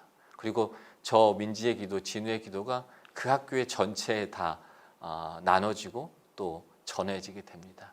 물론 정답이 아닐 수 있습니다. 그런데 일단 예수님과 좀 친해져야겠다라는 생각이 드는 거죠. 혹시 교회에서 선교사님들, 목사님들 저희가 맞춤복을 입잖아요. 내 옷을 입어야 되는데 늘 같은 옷에 사람이 들어가진 않습니까? 우리 주변에 주부도 많으시고 남성도 참 그 연령대가 많고 어르신도 참 각양각색이실 때 똑같은 옷을 제공하지는 않으시나요? 시대가 바뀌고 환경이 바뀌었는데 우리가 전할 것은 분명히 우리의 주제처럼 변하지 않는 것이 분명히 있겠지만 또 변하지 말아야 될 것이 있겠지만 그것을 잘 전할 수 있는 어떻게 얘기하게 되는 뭐 그런 부분을 계속 말씀을 드리고 있습니다. 제가 하나만 더 어르신을 한번 읽어드릴까요? 뭐 저희 어머니, 아버님 이렇게 한번 보시면 될 것 같습니다. 걱정 말고 기도해 보세요. 이런 이제 카피였는데요. 속이 안 좋아 병원에 갔더니 신경성 위염이라고 합니다. 몇 가지 진찰을 해보더니 의사는 용하게도 요새 신경 쓸 일이 많으셨나 봐요 라고 묻습니다. 얼마 전 장사를 시작한 막내 아들 걱정이 많았나 봅니다. 일은 잘 되고 있나? 손님은 많은가? 걱정에 걱정이 꼬리를 물어 쉽게 잠을 이룰 수 없습니다. 그래서 두 손을 모으고 하나님께 기도합니다. 나의 힘으로 할 수 없는 것, 나의 걱정만으로 해결할 수 없는 것들에 지혜와 용기를 달라고 오늘도 하나님을 향해 눈을 감아봅니다. 걱정이 참 많으신가요? 그럼 한번 기도해 보세요. 당신이 사랑하는 사람, 하나님은 더 사랑하고 계십니다. 이런 얘기들을 어르신들한테 전하면서 또 복음을 전하게 되는 거죠. 조금은 뭐 환경과 시대가 변함에 따라서 그리고 세대에 따라서 이 이야기들을 좀 더 이런 이야기들이 우리 일상에서 전해집니다. 저 보시는 대로 뭐 마트 가면 카트 미시잖아요. 한 30분은 우리가 밀잖아요. 끌잖아요. 그리고 버스 정장에서 정말 우리가 만나는 많은 일상에서 예수님을 저렇게 전하게 됩니다. 저희 나라가 미디어 강국인데 이 미디어를 통해서 예수님을 전하는 일을 통해서 정말 회복과 회심과 영접이 많았습니다. 야, 우리 같은 사람도 이런 생각을 하는데 세상에 얼마나 많은 분들이 이 복음에 대한 열정이 있을까라고 하고 늘 알려주셨잖아요. 목사님도 저희한테 알려주셨잖아요. 저는 이제 세종학교의 장로로 섬기고 있습니다. 성도로 이제 섬기는데 목사님들이 알려주시고 선교사님들이 알려주셨어요. 열방에 전하라고. 그래서 그 5대양 6대주로 이제 가게 되는데 처음에는요 이 광고할 때 모델이 한 명도 없었어요. 그래서 아까 보신 것들은 이제 돈을 좀 내서 페이해서 이제 이미지를 샀었는데 이제 정말 낯익은 연예인들이 내가 받은 재능이 뭐 지금도 어떤 회사나 브랜드를 위해서 내가 받은 재능으로 광고하지만 이제 내가 예수님의 제자라고 내가 이제 예수님의 자녀라고 이제 드러내놓고 저렇게 얘기를 합니다. 그리고 아까 저런 광고들을 가지고 이렇게 전도지를 만들어요. 그래서 앞장에 광고가 들어가고 뒤에는 사형리가 들어갑니다. 그래서 50명 이하의 건강한 교회에서 저희한테 신청 1년에 2번 이제 하는데 청하시면 저희가 이제 1,000부씩 이렇게 무료로 다 보내드립니다. 그래서 지금 한 3,000여 교회에 보내드린 것 같은데 정말 많은 이렇게 회심과 영접이 있었다는 간증들이 있습니다. 그래서 혹시 또 필요하시면 그 기간에 신청해 주시면 저희가 또 무료로 제공해 드리고 또 섬겨드렸으면 좋겠다는 마음도 있습니다. 우리가 다음 세대에 대한 기도가 많죠. 다음 세대에 대한 기도가 참 많습니다. 그리고 청년에서 장년으로 이어지는 가장 큰 관문이 남자들이죠. 관문이 군대입니다. 군인 목사님들, 군종 목사단이 저희를 한 3년 전에 찾아옵니다. 그래서 군에서 1,004개 교회가 있는데 군에 정말 많은 우리 새끼들, 우리 애들이 정말 많이 자살하고 우울증 겪는데요. 그래서 그 군교회를 통해서 이 복음 광고를 통해서 예수를 전해봤습니다. 그리고 저희 보고 좀 무엇을 이렇게 만들어 주십사 하더라고요. 망설이지 않았습니다. 왜? 그것을 통해서 잘 쓰면 되니까. 예수님이 뭐라 그러실까? 이렇게 등을 이렇게 두드리시면서 괜찮아. 이러실 것 같았어요.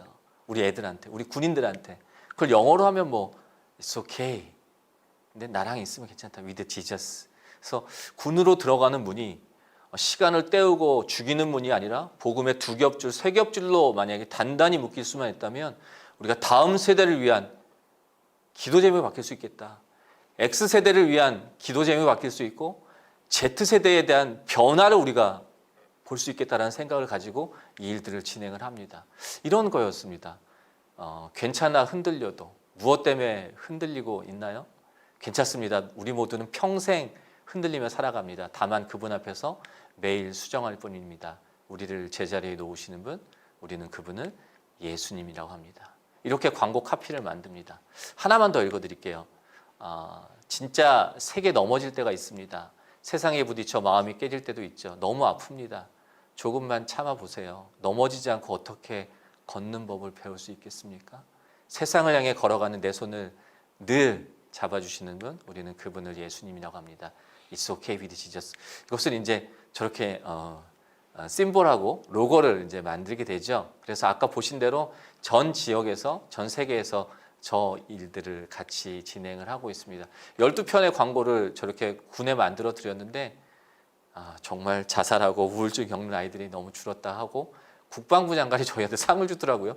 뭐 감사하게 잘 받았습니다. 그리고 지금도 잘 사용이 되고 있고, 그래서 It's Okay with Jesus 캠페인은 지역적으로는 6대주 또 대한민국 지금 또 말씀드릴 대한민국 복음시기 캠페인에 이어지고 있고, 지금 군인부터 이렇게 뭐 세대 집단으로 표현했지만 재소자들 또 환우들 그리고 청소년 주부 노인들 그리고 사회적인 이슈가 되고 있는 문제들 자살 동성애 그리고 미혼모 또 이주민들 이런 분들을 위해서 It's okay with 예수님과 함께라면 괜찮다는 그 큰 캠페인을 가지고 그들에 맞는 그 세대에 맞는 그 시대에 맞는 그런 일들을 저희가 또 만들어서 전해드리려고 하는 계획을 갖고 있습니다. 혹시 요새 이모티콘 많이 사용하는데 교회에서도 세상하고 소통해야 되는데 난 크리스천하고 소통해야 되는데 뭐 이런 거 있어야 되지 않나? 라는 생각으로 예전에는요 태극기를 버리지도 못했어요. 왜냐하면 너무 경외시하고 너무 그러니까. 근데 요새는 어떻습니까? 막 머리에 쓰고 막 이고 지고 다니잖아요. 그렇다고 우리가 나라에 대한 마음이 바뀐 건 아니에요. 그래서 뭐 정말 많이 이야기하면서 예수님을 저렇게 lovely my God이라고 예수님과 정말 말 안 듣는 우리 양 그래서 이모티콘을 만듭니다. 국내에서 정말 많이 쓰고 계시는데 해외에서도 쓰고 계세요.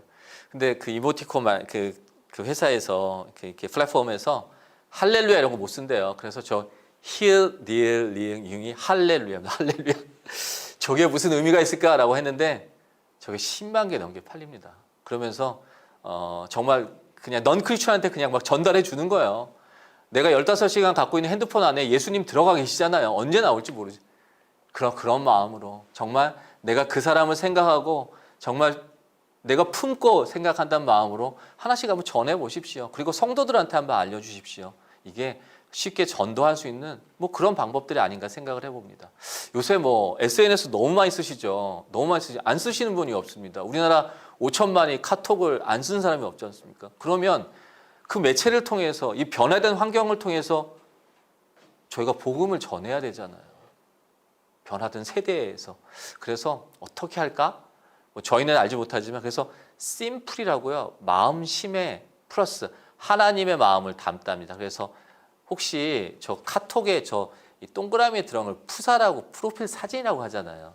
내가 제일 자랑하는 사진 쓰잖아요. 근데 내 입술의 자랑이 예수 그리스도의 십자가만 증거한다고 고백한다고 했으면 다 예수님 써야 되는데 그렇지 못하니까 저기에 들어갈 사진들을 저희가 만들어서 매월 1일 날 오픈합니다. 지금 62개, 그러니까 62개가 있으니까 한 5년 동안 매월 이렇게 만들어 드린 거죠. 저 나중에 저 다 무료입니다. 그래서 다 다운로드 받으시면 되고 이런 거였어요. 당신이 봄꽃 축제를 볼 때에도 하나님은 당신만을 바라봄. 당신보다 더 큰 축제는 없으니까. 인생의 목적지는 걸음이 아닌 믿음으로 도착합니다. 예수님의 하나님의 내비게이션을 믿어보세요. 물어보십시오. 예수님께 기대면 내일이 기대되고 어디에 지금 내 삶의 매듭을 맺고 있는지 내가 어디에 종착점을 두고 있는지 저 운동화 끈이 지졌습니다. 그래서 예수로 매이면 It's okay, 괜찮다 이렇게 보이기도 하고요. 세상 사람들은 우리도 그렇지만 저 네잎 클로버 안에서 정말 진정한 행운을 찾지만 우리는 그 안에 있는 십자가를 통해서 진정한 행운을 찾고 코로나 시대 저 마스크를 통해서도 예방 수칙 그 안에도 예수님이 계시더라고요. 그래서 저렇게 예수 안에서 우리는 괜찮다라는 얘기도 하고 정말 청소년들 요새 저 뭐라고 그러죠? 아이팟 뭐 이런 거 너무 많이 안 끼는 친구가 없습니다. 필인이죠. 정말 집중해서 듣다. 주님의 음성을 내 귀 안에 내 몸 안에 가득 채우다. 필인 이렇게 만들어 드리기도 합니다. 이렇게 아직은 좀 도움이 또 동역이 필요한 교회들이 많이 있으시죠. 그래서 50명 이하의 교단 교파 상관없으십니다. 그래서 저희한테 신청하시면 그 교회 버스에 조그만 버스겠죠 아마도. 그런데 붙일 수 있는 걸 저희가 출력을 다 해드립니다. 그래서 붙일 수 있는 도구까지 해서 이제 서울 어디시던 한국에 어디시던 저희가 무료로 다 택배를 보내드리고 있습니다. 그래서 정말 생명을 구하는 우리 교회의 승합차, 정말 그 비용이 그렇게 크지 않지만 한 25,000원 된다 하더라고요. 그런데 정말 25,000원에 우리가 복음이 멈출 수 없다. 25,000원에 우리가 물러설 수 없다. 그래서 지금 2만여 개 교회를 저희가 동역하는 뭐 미자리 교회라는 표현이 좀 그렇지만 저희는 비전 교회라고 합니다. 훨씬 더 하실 일이 많으니까 그런 한국에 있는 비전 교회 2만 교회에게 저희가 무료로 저희 일들을 진행하고 있습니다. 혹시나 또 이걸 보시고 신청하시면 좋겠고요. 주변에 계신 교회들 알려주셔서 신청하시면 정말 대한민국 하나의 메시지로 하나의 예수님으로 그렇게 전해지지 않겠습니까? 라는 생각으로 이 일들이 지금도 진행되고 있습니다. 그리고 저희 웹사이트에 오시면 정말 많은 컨텐츠들이 있습니다. 그리고 이 컨텐츠의 대부분의 것들이 아니요. 전체 컨텐츠가 예수님일 겁니다. 저작권이 예수님이시거든요. 그러니까 많이 오셔서 다운로드 받으시고 그리고 시대에 맞게 세대에 맞게 문화와 환경에 맞게 잘 써주시면 됩니다. 저희는 그런 일들을 진행하고 제공해드리는 단체거든요. 나중에 복음의 전함이라고 한번 검색하셔서 같이 기도해 주시고 또 같이 이 일들을 동역하시는 마음으로 함께 해주셨으면 좋겠다는 마음도 같이 전합니다. 뭐 정말 부족하지만 이 복음의 전함을 통해서 6년여 기간이지만 짧은 기간 통해서 하나님께서 정말 하신 일들을 이 한 시간에 전해드릴 수는 없지만 최선을 다해 전해드린다고 했는데 부족한 게 많은 것 같습니다. 저는 이 자리에 설 수 있는 아무런 능력이나 자격도 없지만 그냥 증인된 한 사람으로서 그냥 심부름하는 마음으로 당연히요. 이 자리에 서서 외람되지만 전하게 되었습니다. 이 시간을 통해서 정말 하나님의 살아계심을 일하심을 다시 한번 저희가 보고 또 알았으면 좋겠다는 시간이 들고요. 다시 한번 묻고 싶습니다. 선교사님들 그 계신 곳에서 목사님들 그 많은 환경에서 지금 무엇을 전할 것인가는 너무 분명한데 무엇을 얘기할 것인가는 너무 분명한데 그 이야기들을 어떻게 전하고 계십니까? 이 시대에 맞게 이 세대에 맞게 어떻게 전하고 계십니까? 같이 노력하면서 같이 지혜를 구하면서 또 있으면 같이 공유하면서 이 일들을 하나님 나라를 확장해 나갔으면 좋겠다는 바람을 갖고 있습니다.